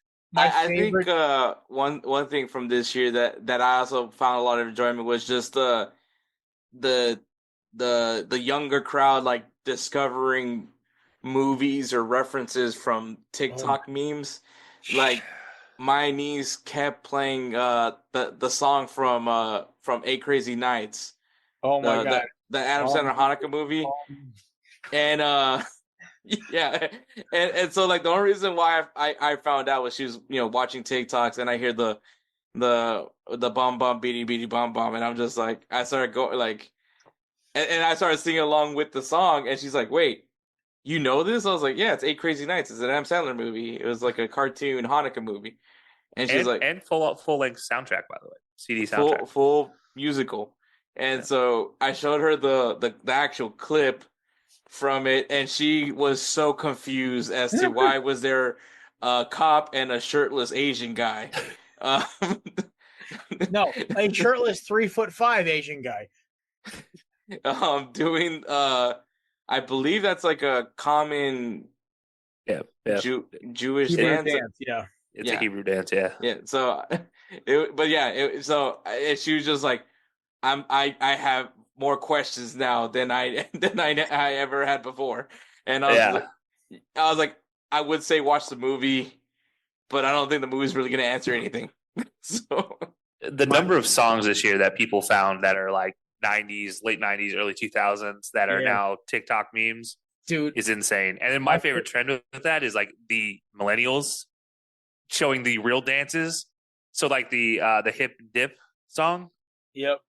Millennial or the crank that Soldier Boy dance. Yeah, the dances that we did as in high school and stuff for those middle school versus what they do now. And I'm like, I was never coordinated to do what they do now. I barely did what we did in high school. Bro, they can't even do the what was it, the wobble?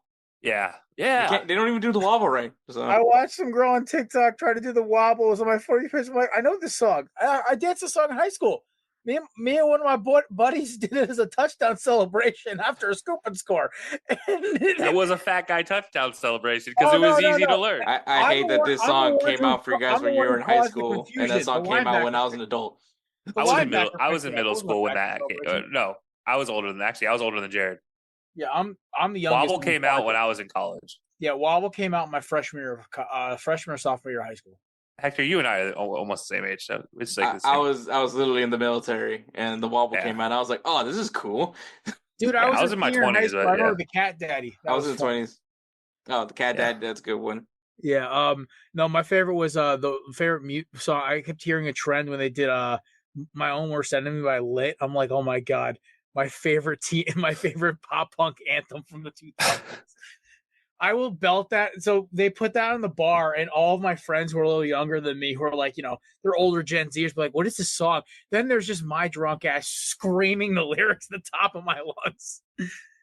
Hey man, kids these days will never understand that Scotty didn't know. No, the last trend I think. And that Matt Damon sang that song.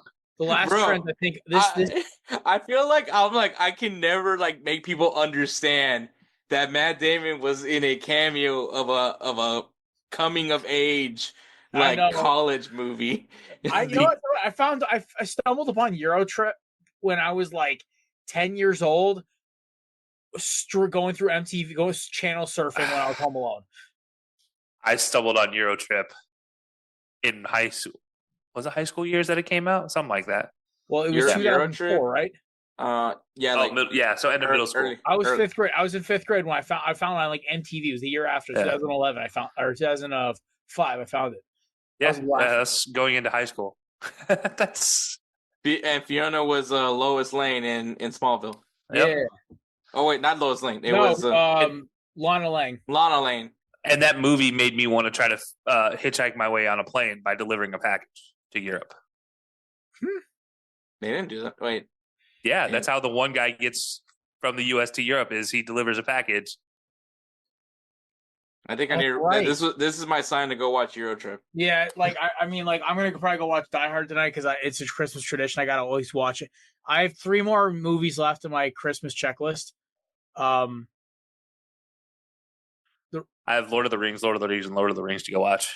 Oh, see, no, I wait until after Christmas for those because usually I'm not working on those days. So And then Harry Potter when the Christmas scene comes up. oh no, right? I watch Lord of the Rings after Christmas, but by the way, they leave Rivendell on Christmas Day. That's like actually in the book. Nerd. All right. I'm literally getting a Lord of the Rings tattoo literally down my forearm right here. Oh, that's cool. But one other trend, I just want to say one positive trend. The rise of country music being mainstream.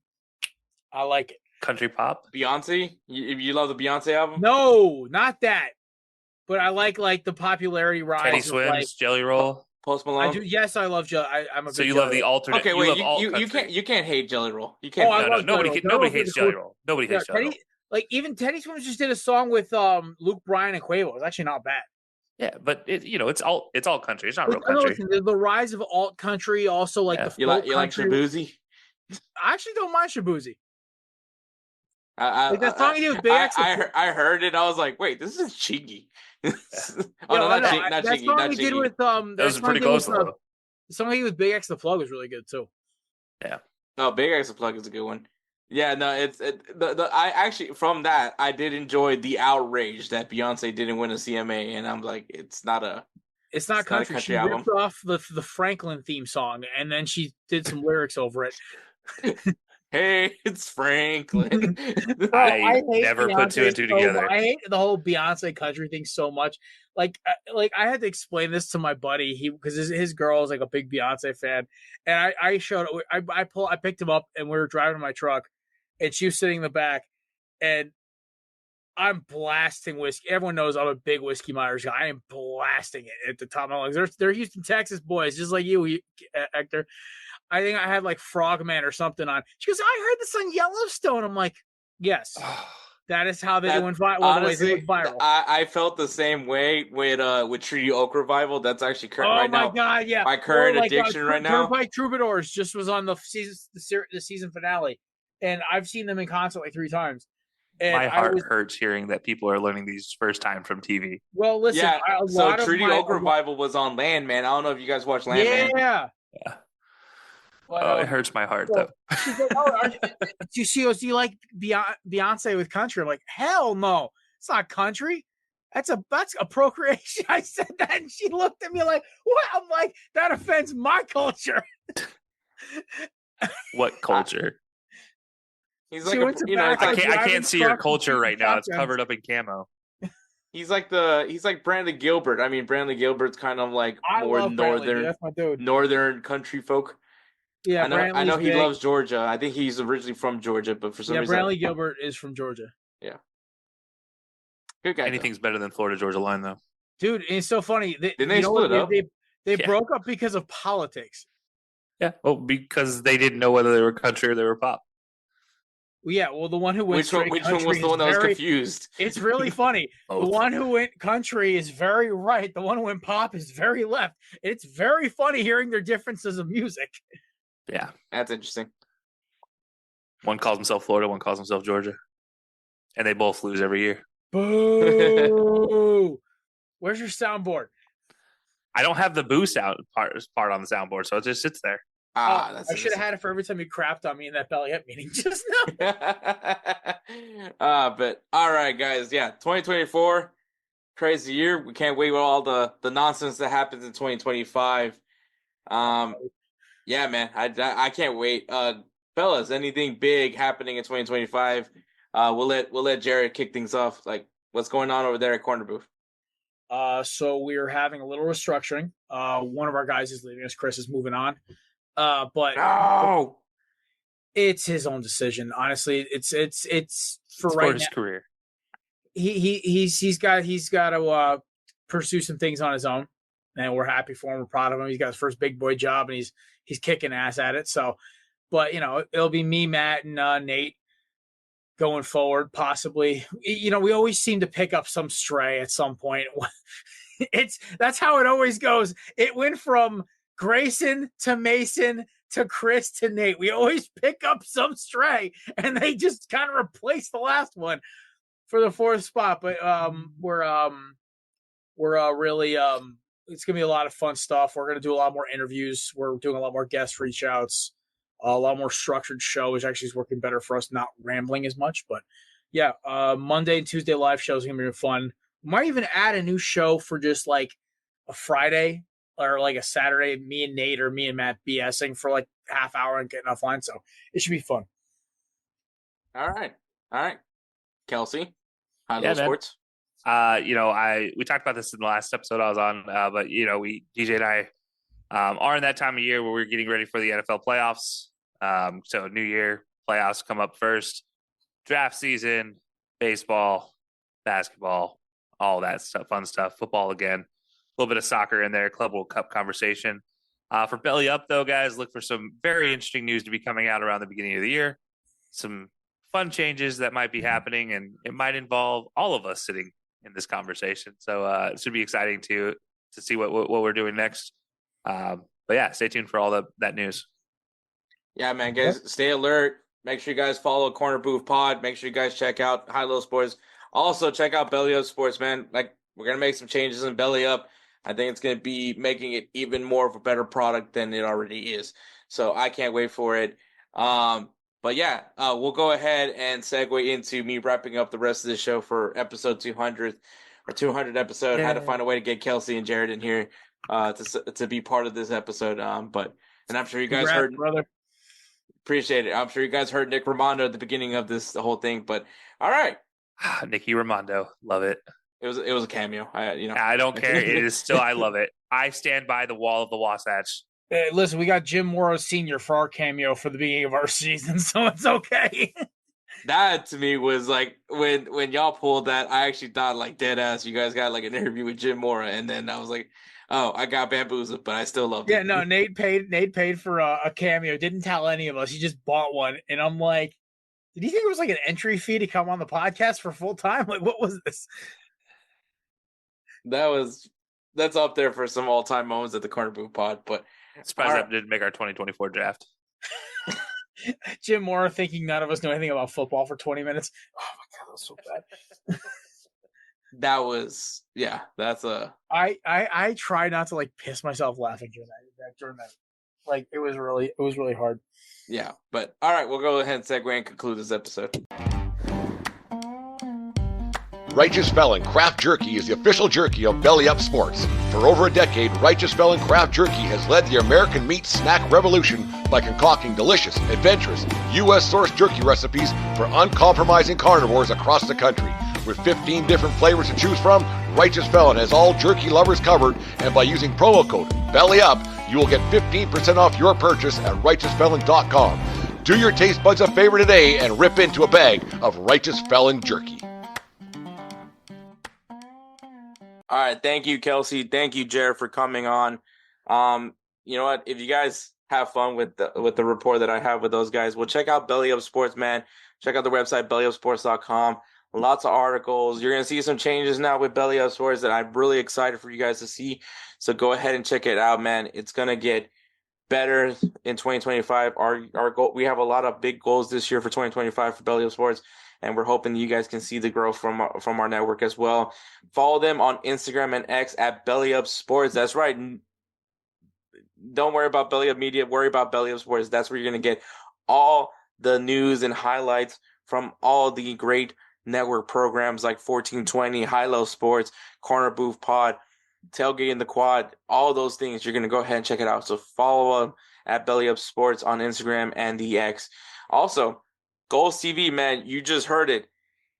Eric Winalda is coming to Golz TV. He's going to have a show called Unleashed with Eric Winalda. I am super excited for this collaboration for Golz. I've been a big supporter of what they've been doing, and you've seen me in some of their content. So check them out, Golz TV, golz.tv.